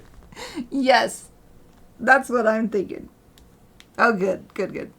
Auto chop sword. That's much better. Self-cutting just could have two different interpretations.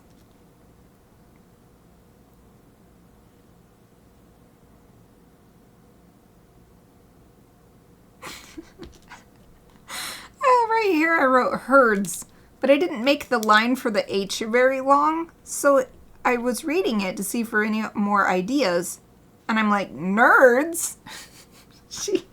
She's a guardian of nerds? I made it longer so it looks like an H. Herds and horses. I think that's another great reason to have her hair all big and long because it's like a horse's tail.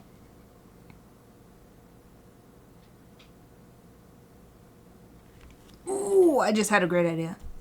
Why don't we put some skulls around this part of the... I'm making it tough on myself, but I feel like it would be such a cool idea. put some skulls around here where the cauldron comes in and then like bulbs out at the bottom. Put like a ring of skulls around it to represent, what she cooks in there.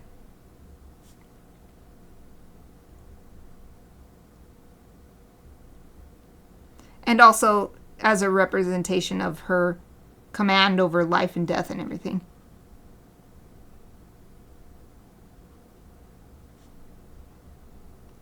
Yeah, Baba Yaga, awesome. She's so awesome. I did not know. I'd heard the name before, of course. Various cultural references, especially in Ant-Man. But I never sat down and read about her before, so epic. Ah, dude, this is awesome. Keep adding and adding. So we've got skulls. So we don't have the palisade made out of bones, but we've got the skulls in there.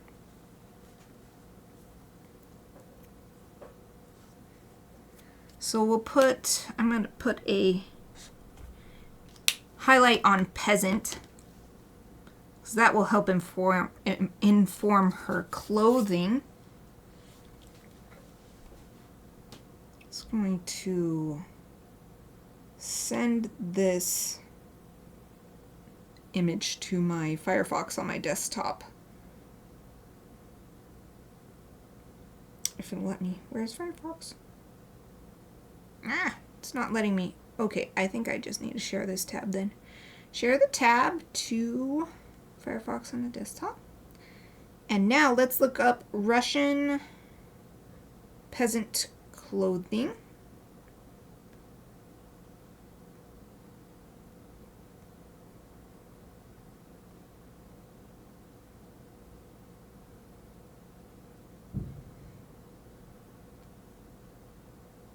Traditional dress from the Museum of Russian Art.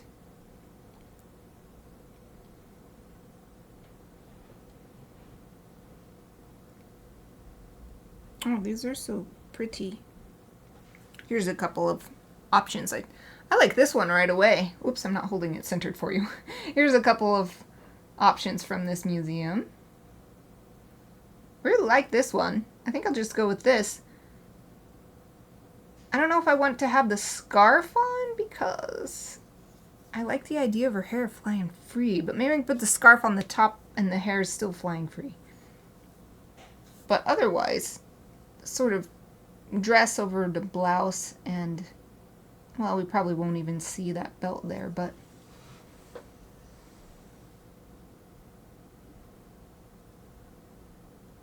share this to my Firefox on my PC too. Oh, hey, it's break time again. 2 hours of streaming done. Yay, I can eat the rest of my chips. Okay, let's take another break, just 5 minutes. Get up, stretch, walk around, look at something in the far distance. That's what I'm going to do. I hope you'll take the opportunity as well. A little be right back sign. And I'll be back in 5.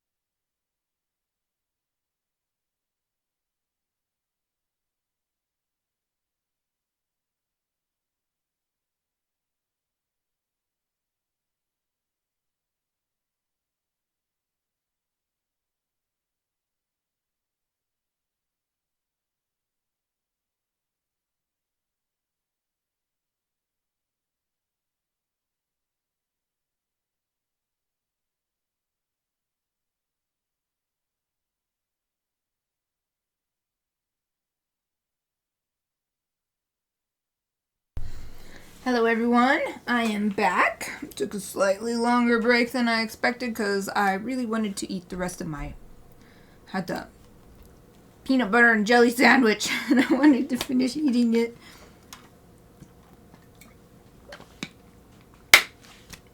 Wash it down with some water. Yay.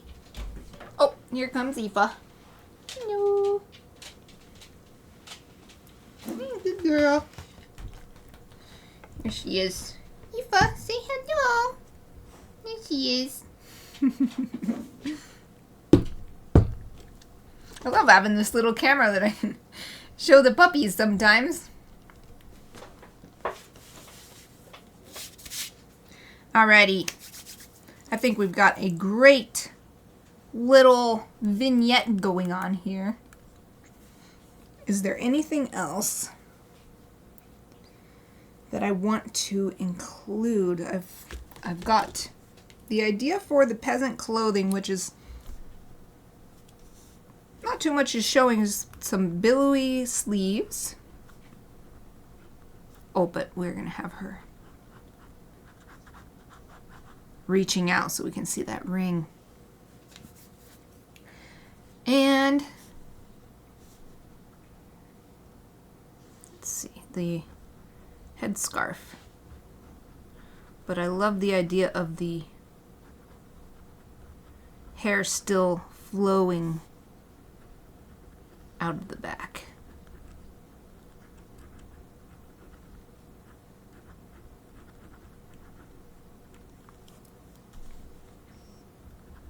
And then this black dress on top.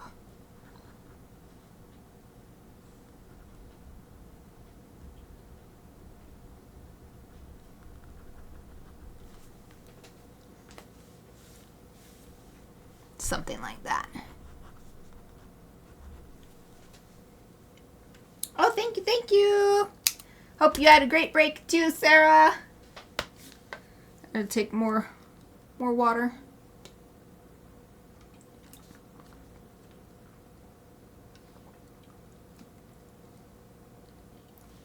PB&J really sticks to your ribs. Gotta wash it down with something. Okay, so we've got her outfit figured out.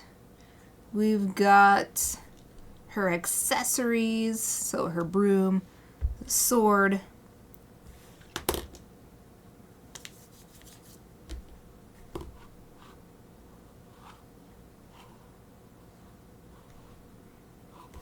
We've got her teeth will be showing if we draw it big enough. So we might actually sort of crop it. That'll look, excuse me, that'll look nice too. So we might move the broom up a little bit so that more of the flames show, but if we crop it really tight, then there won't be a whole bunch of extra space doing nothing as well.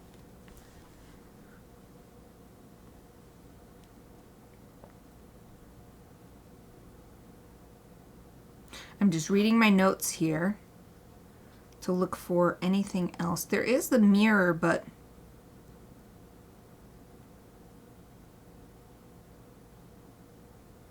I'm not sure how we would use it in this scene.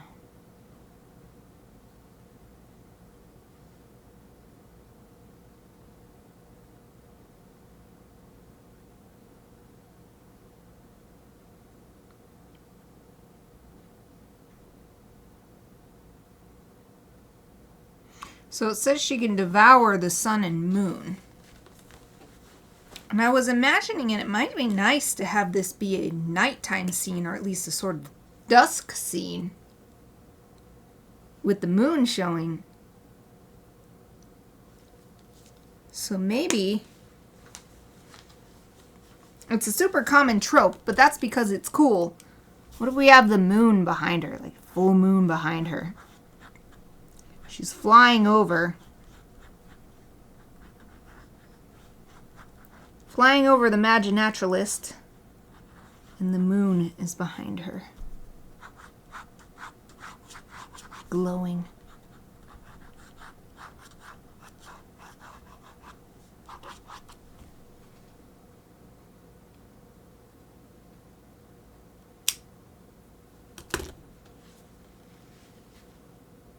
Ooh, and I like this repetition of the circle shape too. If we have the moon here and the cauldron here. Oh, I quite like that.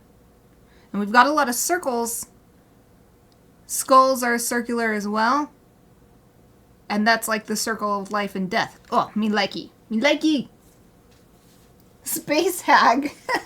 Well, it does say her mouth can grow so large as to be mistaken for a cave. So suppose it's not too much extra to think that she could swallow the sun as well. And look, she's got this awesome cauldron. So maybe it flies her over to stars and she devours stars. She's so epic. I think I'm ready to get started. There are so many notes here, though. Because there's also this dragon stuff. There's too much. It's too much to put in one image. We don't have to put everything into one image. We'll just put some things. What would you see if you just happened to catch a glimpse of her? That's the idea here. So I'm actually taking this out so that I can look at it as I'm drawing it for the hopefully final time here on the next page. And then later I like to tape it back into place. That's why I like this sketchbook so much. This is my default sketchbook that I always go for because it has these perforated pages. So I will just sit this up here. It would be nice if it... Do I have like a magnet? It'd be cool if I had a magnet.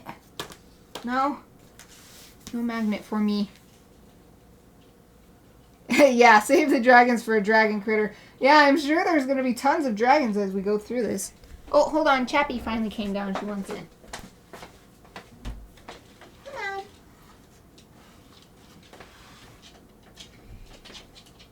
She just moseys on in.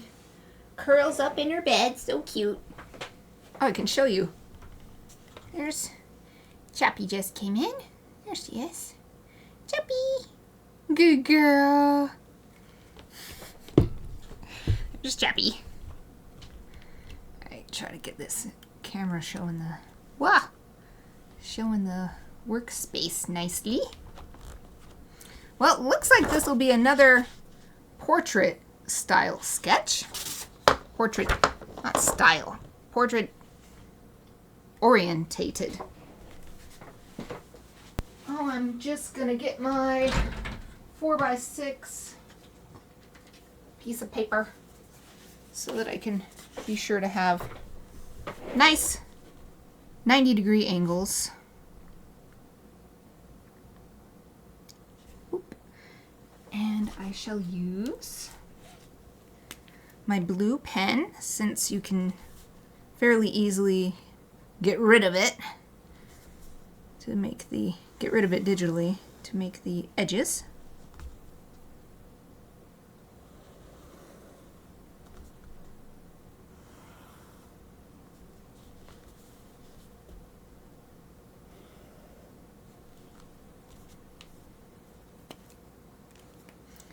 All right, put this pen back.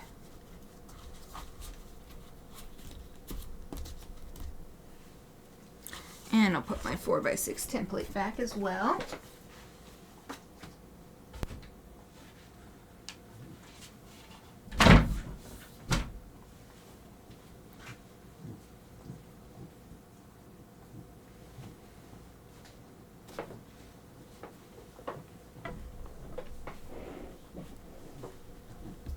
All right. I don't need this pen anymore. I don't need my highlighter, I think, either, though it'll be right over here. If I do want it, what I'm using now is my nice blue colored pencil, mechanical pencil.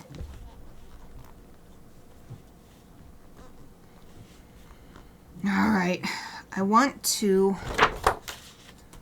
zoom in nice and close, something like this.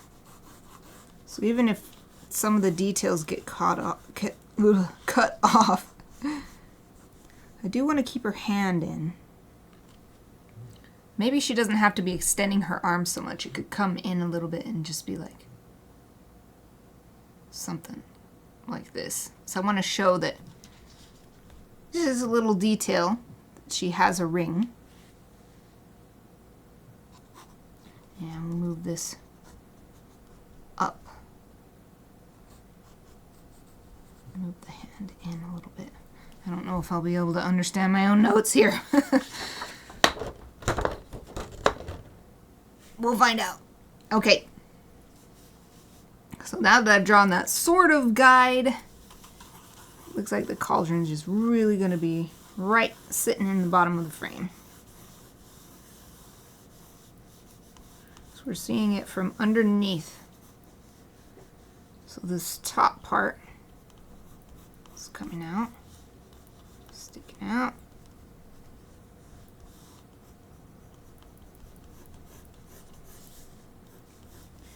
We've got these nice little nub feet.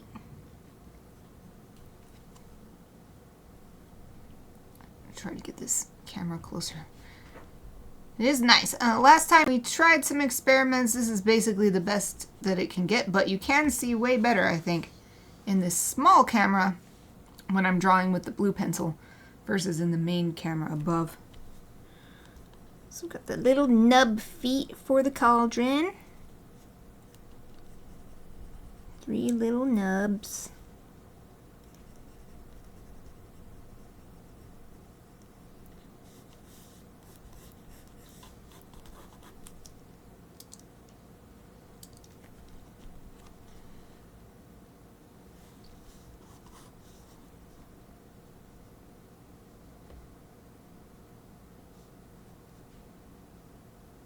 I'm not sure if I should draw the skulls next. Let's just do it. Let's draw the skulls next.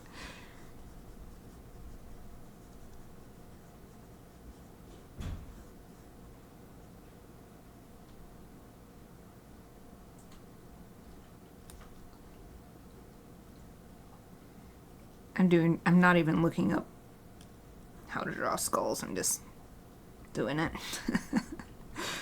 Just using my imagination. My existing sort of knowledge about how a skull looks, and it's good enough. Because the Maginaturalist is just watching this go by. Doesn't have time to get all the details right for the skulls. Just getting down the fact that there are skulls is the most important thing.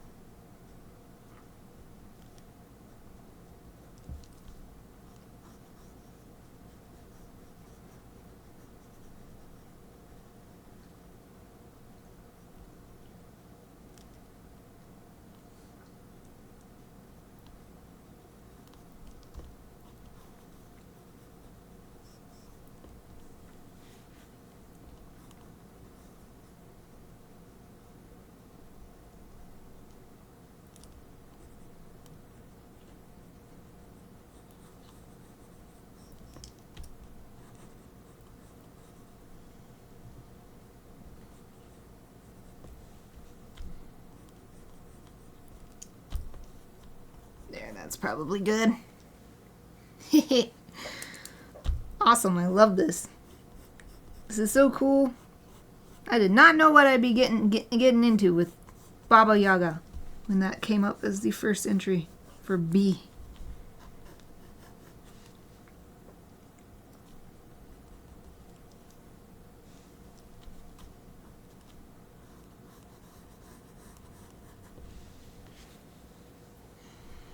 Alright, now, shall I add the broom first or shall I add the broom on top? Let's do Baba Yaga next. Baba Yaga herself.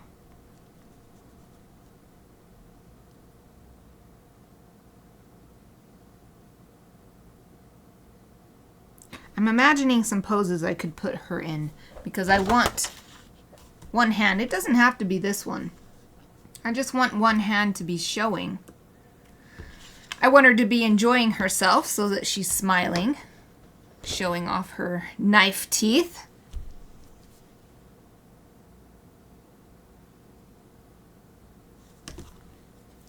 Hold on, let me imagine. I'm going to put my hands as if I'm riding in a cauldron. So what are some ways I could be enjoying myself? Oh! So I could go to the original pose I had, which was she had her arms crossed. Could just have one hand on top of the other like this. It's not as dynamic though. It would be more exciting to have an arm out, plus it sort of matches with these angles, the sword and the broom. Don't fall down, sheet of notes.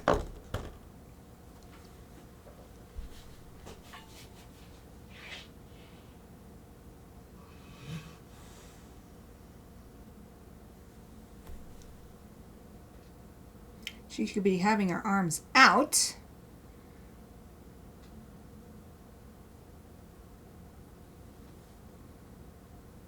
I'm just doing different arm poses, putting my arms out to the front, sort of reaching like this. Could be reaching as I have it in the sketch to say like forward.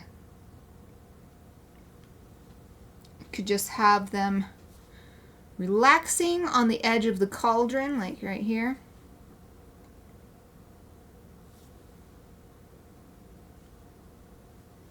I really like this forward motion though, because it would have a third line giving this angle going across the page, because we're going to have two big circles here.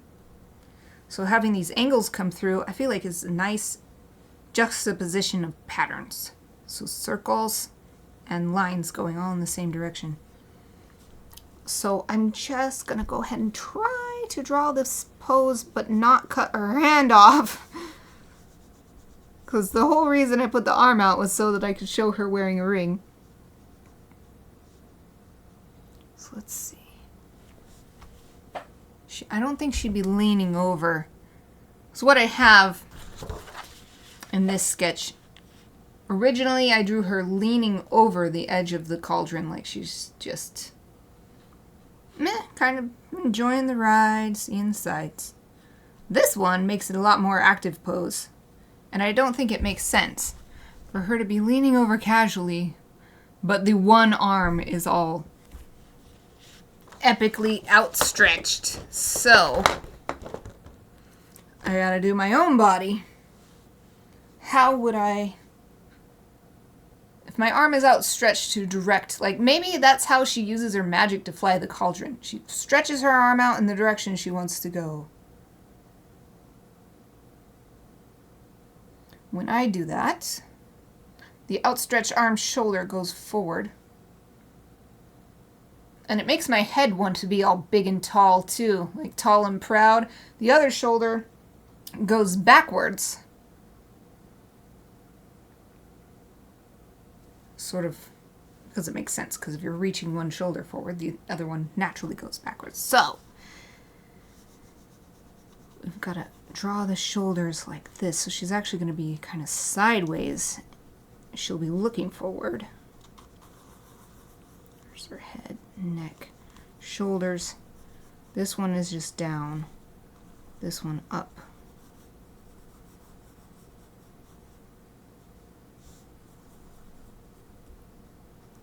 Fingers just like this. How does that look from below? Okay, sort of goes around. That might be a good thing. Maybe it makes you immortal.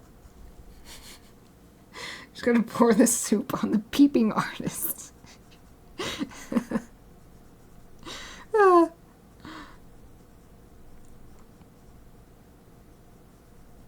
It kills you, but then you come back to life renewed. Because it's like boiling soup. So you're like, ah, God. But then you're okay.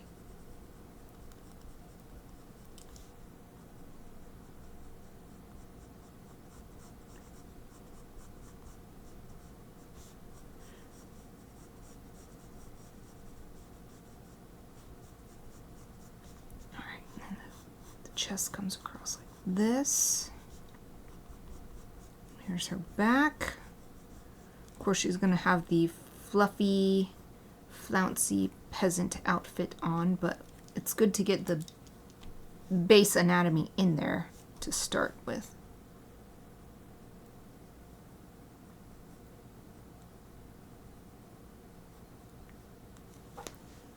The thumb needs to be way longer. I always have to do my own thumb in order to figure it out. Oh, no, that one. I want an eraser so that I can clean this up a bit. Hands are so tough. Okay.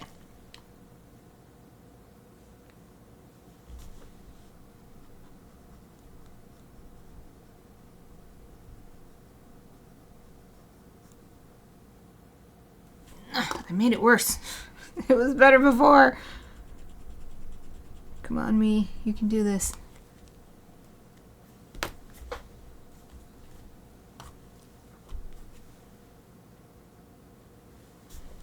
If the thumb comes out a bit more, that would be better.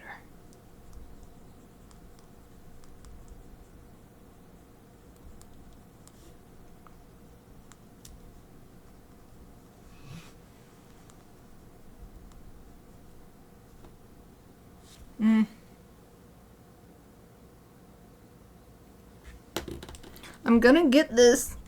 I'm gonna get this thumb.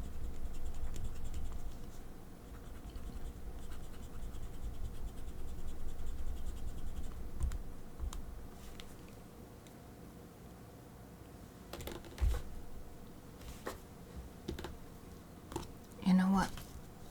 I'm gonna... It's tough because I need it to fit in this corner.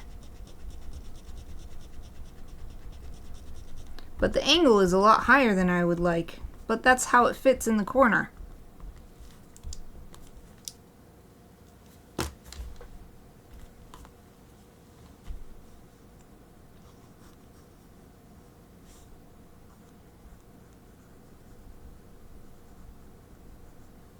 Okay, I'm drawing the scaffolding for the hands. I really hope I can get this how I like.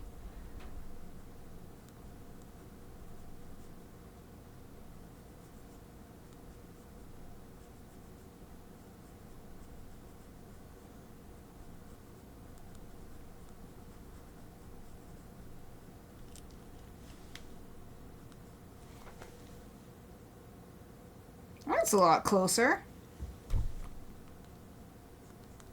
I have to do my own hands so that I can know what I'm trying to do. Ah, that's good enough. Yay. I like that better. It's more dynamic, having the fingers apart. Having it, I had it like this, and it's actually kind of awkward to do your hand like this. It doesn't feel natural at all. But this, like reaching.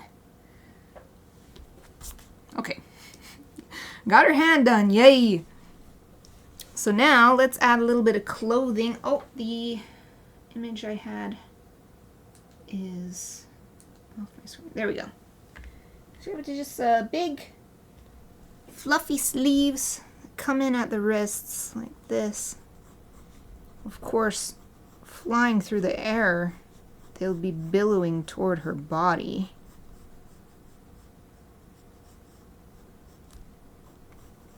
Maybe bunching up at the shoulder where it's lifting. And then there's a nice dress on top.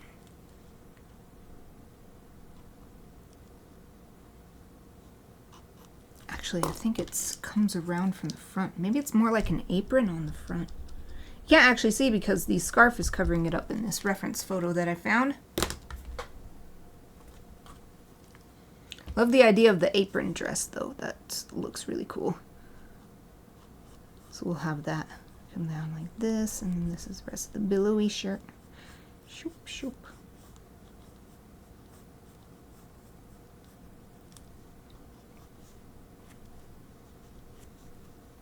But her face is turned this way, not looking down at the viewer. So we've got to have this really high angle.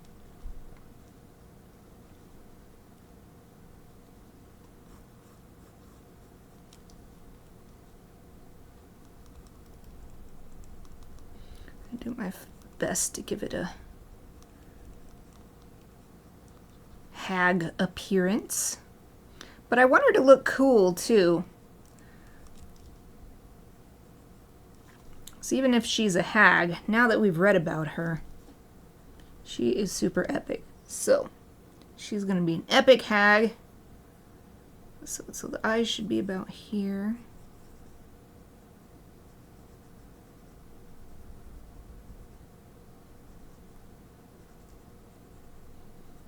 I'm showing the skin sagging around the eyes, or at least I'm trying to.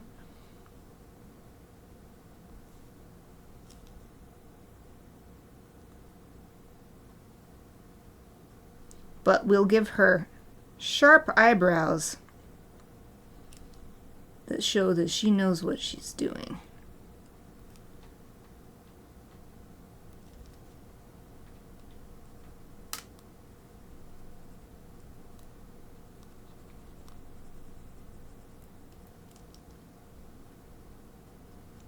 And this is the best part of her face. Smile with the sharp knife teeth.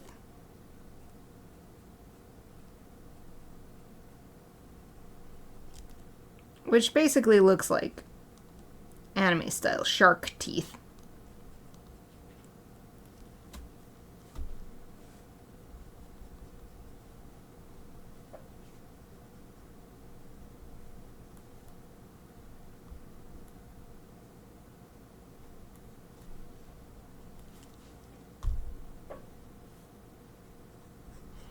Now she's got her scarf.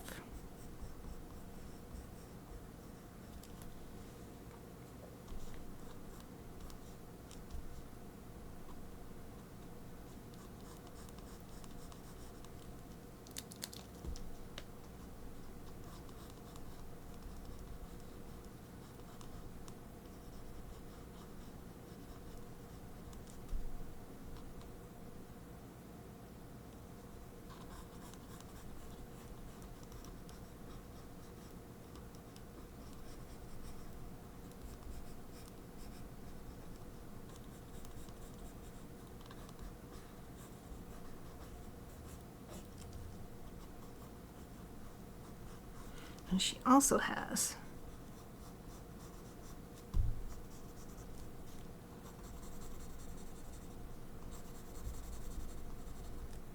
her hair flowing out from under the scarf.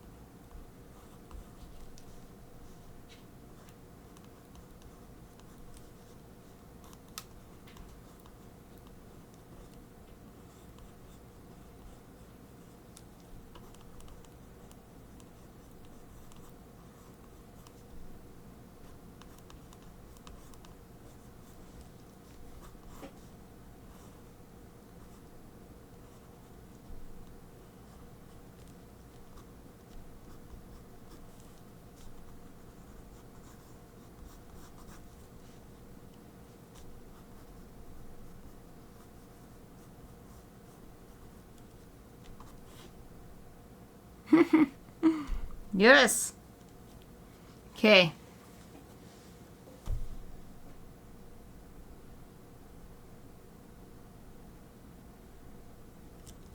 The only thing I'd like to try to do is make these fingers look old and wizened as well. Thin and showing the knuckles. I don't know if I can do it. It's so small. Well, hopefully that's good enough. I think it helped a little bit. Alright, what other elements do we have to add in here? The broom and the sword. I'm starting to think it might be better to have the broom on the opposite side than how I drew it in the first place. I drew it on this side, but we've zoomed in so far. I'm happy with how far we've zoomed in on this, but it cuts out the coolest part of the broom, which is that it's on fire. So if I move the broom on this side, we won't see as much of the handle. But if I have the, I don't know what the parts of a broom are called. the part with like the hay or the straw or whatever that you sweep with, right here, and with the flames showing, and then they could be coming out back behind it as well. Then we can put the sword over here, and it's showing just as much as it is on this side. We can even have the broom match with this angle.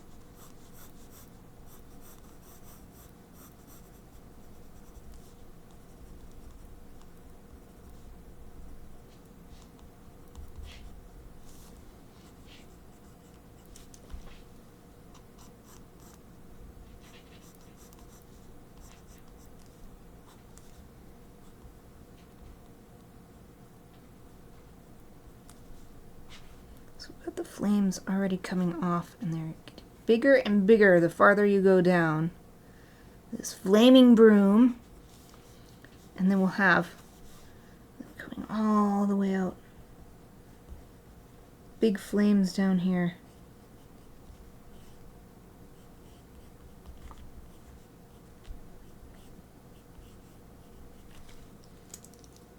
I think it's important to draw past the boundaries that you set for yourself for your image.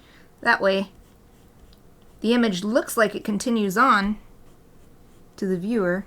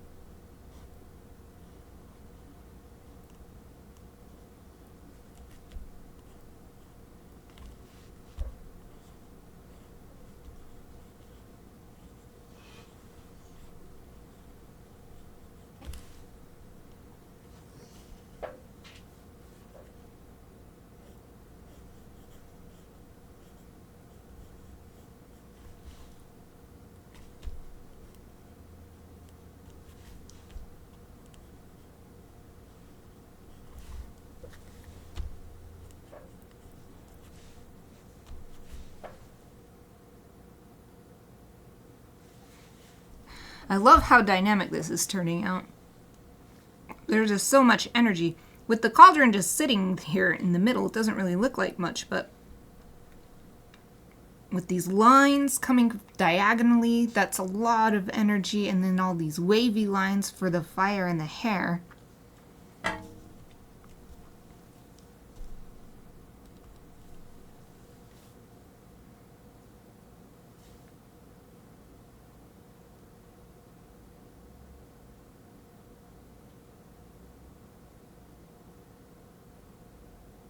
Right, and I wanted to have the ring. That was the whole reason I wanted her hand outstretched. So I'm going to put a ring on. It's a super simple 2 lines to show there's a ring on there. It's way too small to try to do anything else.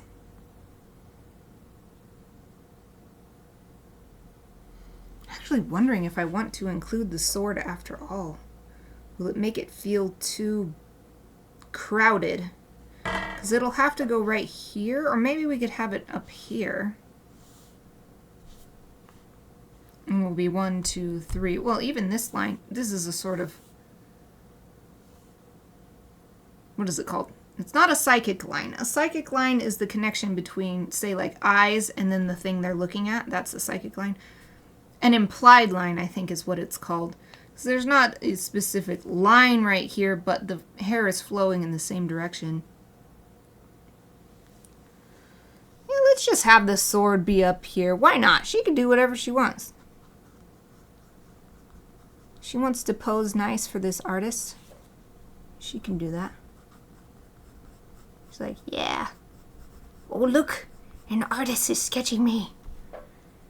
Let me do a really cool pose. Hey, broom.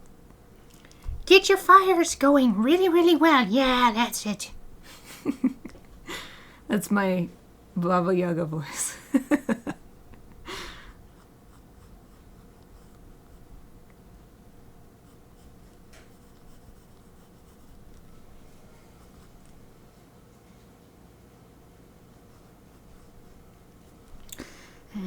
I'm not looking at the reference image for the sword, just for at my sketch that I did.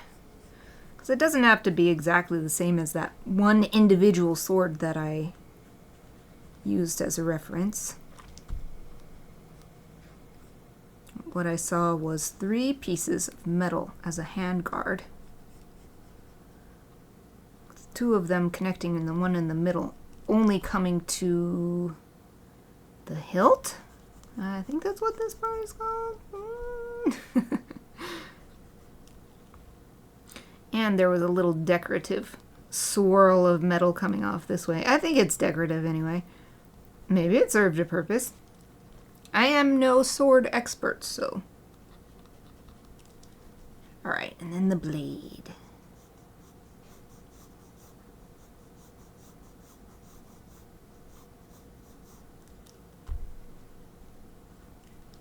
Oh, this is great too. It had a tassel hanging off. So having it up here before, it was going to lose that tassel because of being cut off on the side. But now I can put it in, maybe having it fly upwards. Yeah, that might be nice.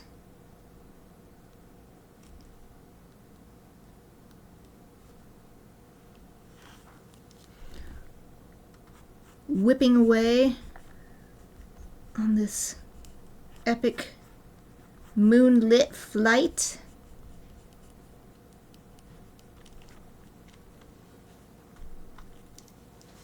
Yes! Awesome!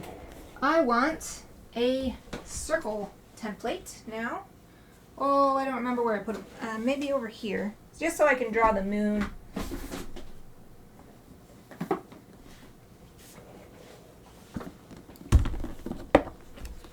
Here I thought my next magical being would be just as easy as the last one, and instead it was way more complicated. Yeah, this is the one I want. Only 13 minutes left. Well, but we're really close, so I think we'll be able to do a little inking today. How big do we want the moon? I kind of like the idea of it being about the same size as the cauldron.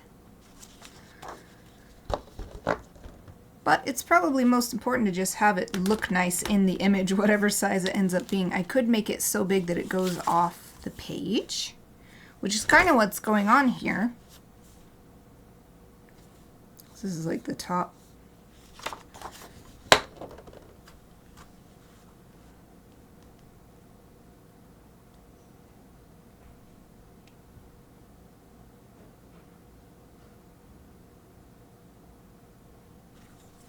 Or if we do a smaller one just right behind her. Or it could be a smaller one up higher.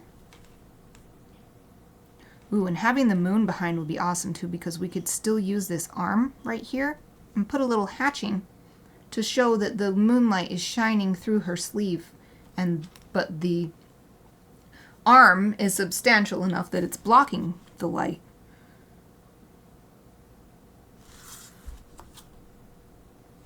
Well, how big is the cauldron? The cauldron is this big. So if I want a moon that's about the same size, that would be this one.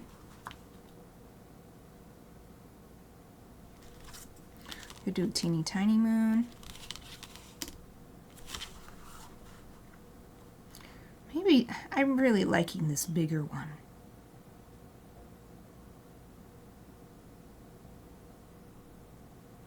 It's got a sort of upside down snowman vibe with the cauldron. So it's slightly bigger. But I like this. I like this. So I'm going to draw this. This is the moon.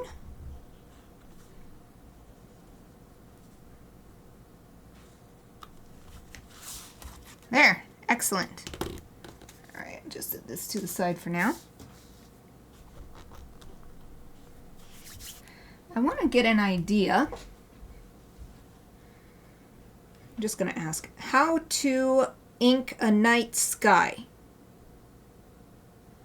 want some ideas for how to use plain old, oh, of course it's all colored ink. No, I want to use black ink. with only black ink.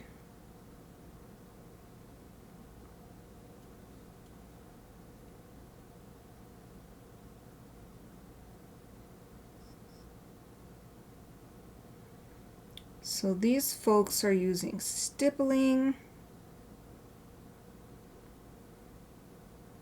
Wow, these are really cool.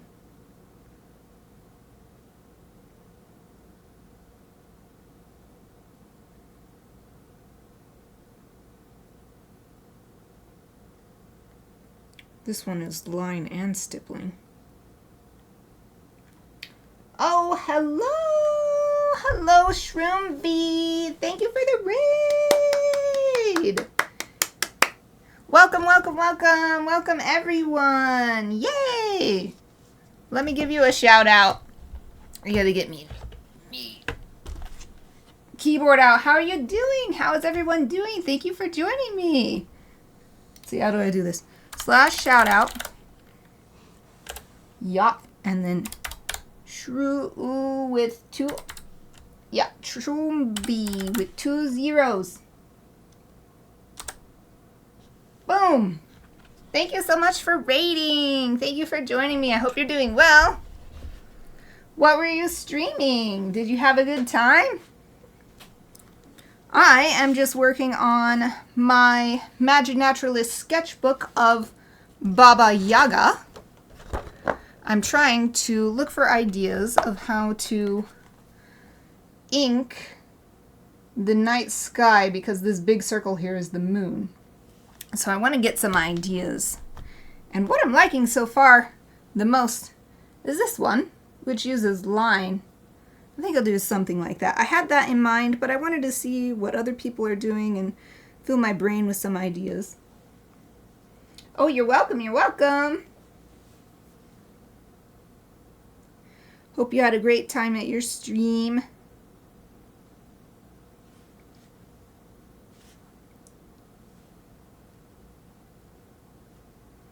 Oh, interesting.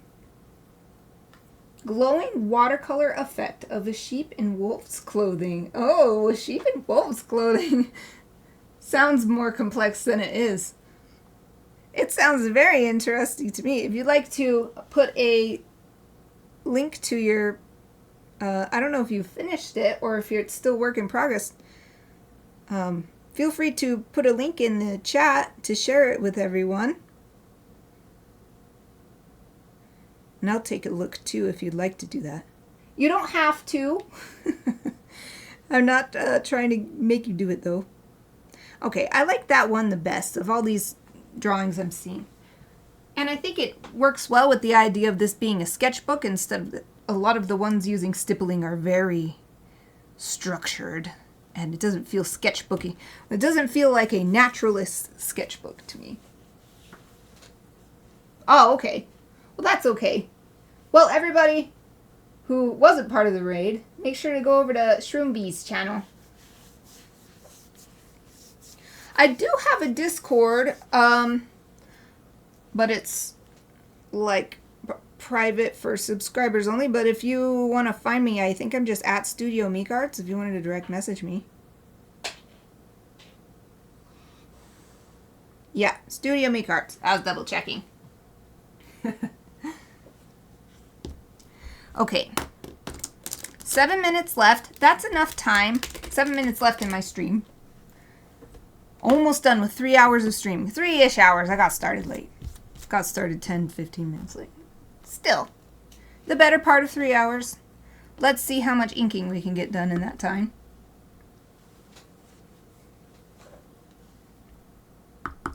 Exy, you know Shroomby?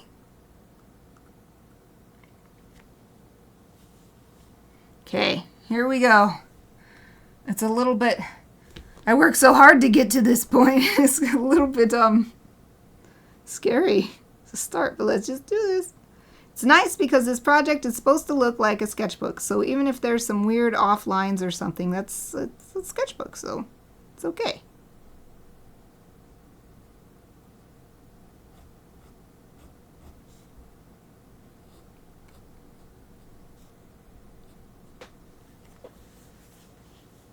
Oh, thank you, Sarah. Aww.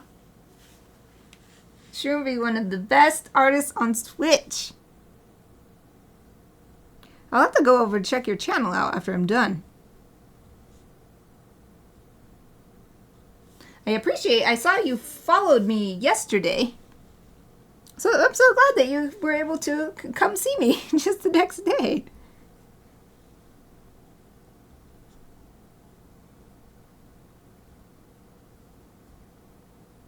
This is rather liberating, knowing that I just have this one pen that I'm going to use for this project. So I don't have to worry about, oh, which nib do I want to use?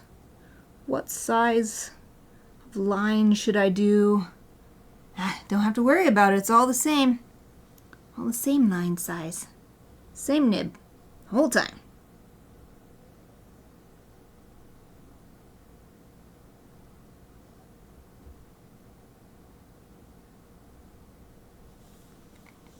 I love these skulls that I made. They didn't use any reference image, and I like how they came out even so.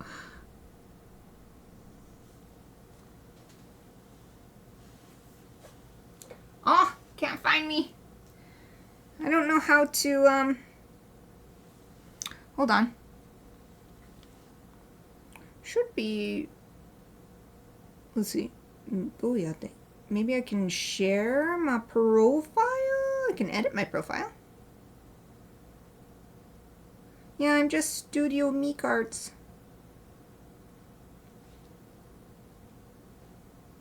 Settings? No? I'm not sure how to share myself.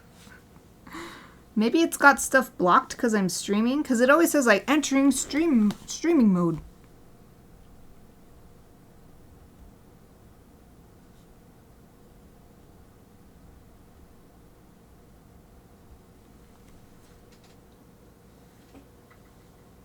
Oh yeah, that'll work. Instagram will work. I should be logged in. I don't use it that much, but I do look at stuff on there sometimes, so that should be just at Studio Mikarts. Oh, Exy, you do all your drawing with only one brush too? I didn't know that. It always looks so good. Ah, my ink dried. I'm excited to come back to this tomorrow already. Baba Yaga is so awesome.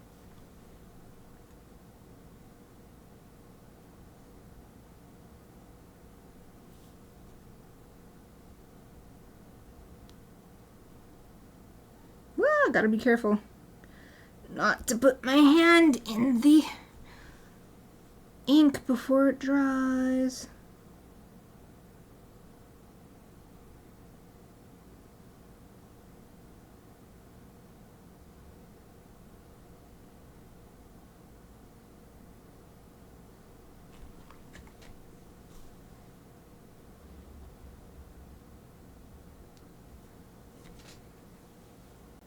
Sent! Yay! Let me see if I can look at it. Oh, where's my Instagram link? Type it. Okay, I'll have to do it in a minute. I can't find my my Instagram bookmark. Exy says you're going to make a drawing for each creature with each letter. Yeah. I figured it would be more fun to go through the whole alphabet first and then circle round and start at A again. Instead of do like all the A's, all the B's. Get a whole alphabet done and be like, here's the first series. And then it feels done and then, okay, we're going to start a next series. So yeah, that's why I went to B.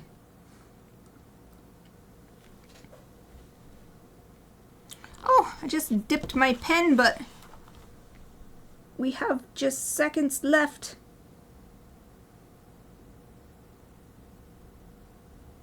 Get the edge of this cauldron done. I'm looking forward to looking at your art piece, Shruvi. Let me wipe my pen off and hopefully not get it on my fingers this time. Black ink on the black towel.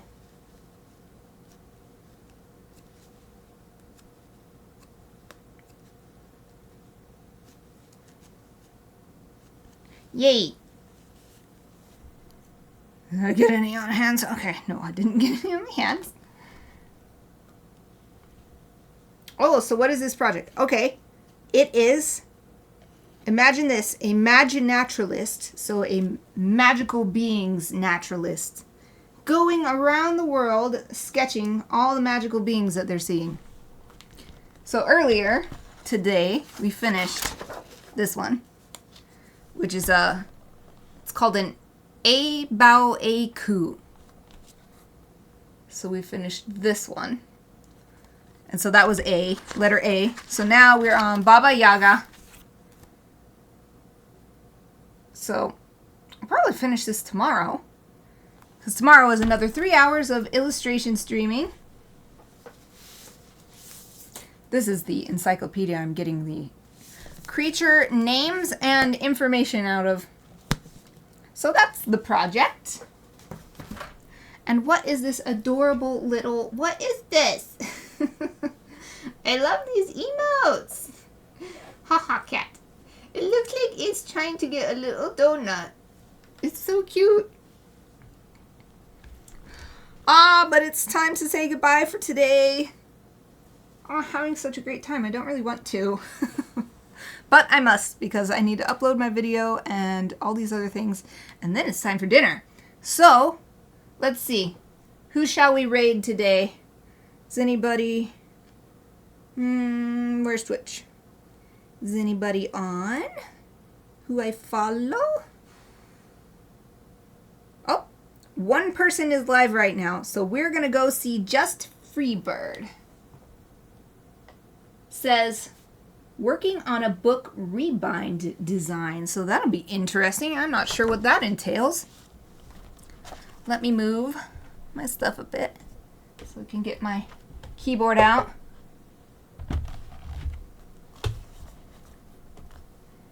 And another instance of Twitch so I can be sure the raid worked. I'm just a tiny bit paranoid about that. Oh, hold on.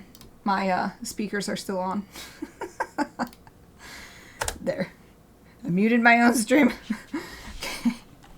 Just Freebird.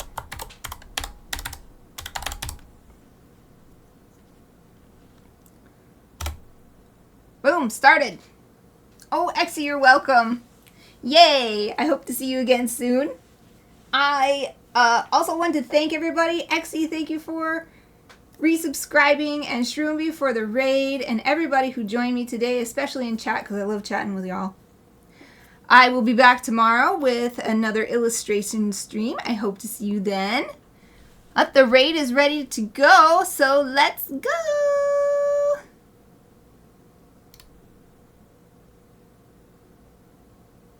Alright, the raid worked. So if you're still here on my stream, or if you're watching the recording on YouTube, or maybe on Twitch if it's still the first couple weeks. Like I said, that's it for me today. I'll be back tomorrow. Hope to see you then. Thank you for watching.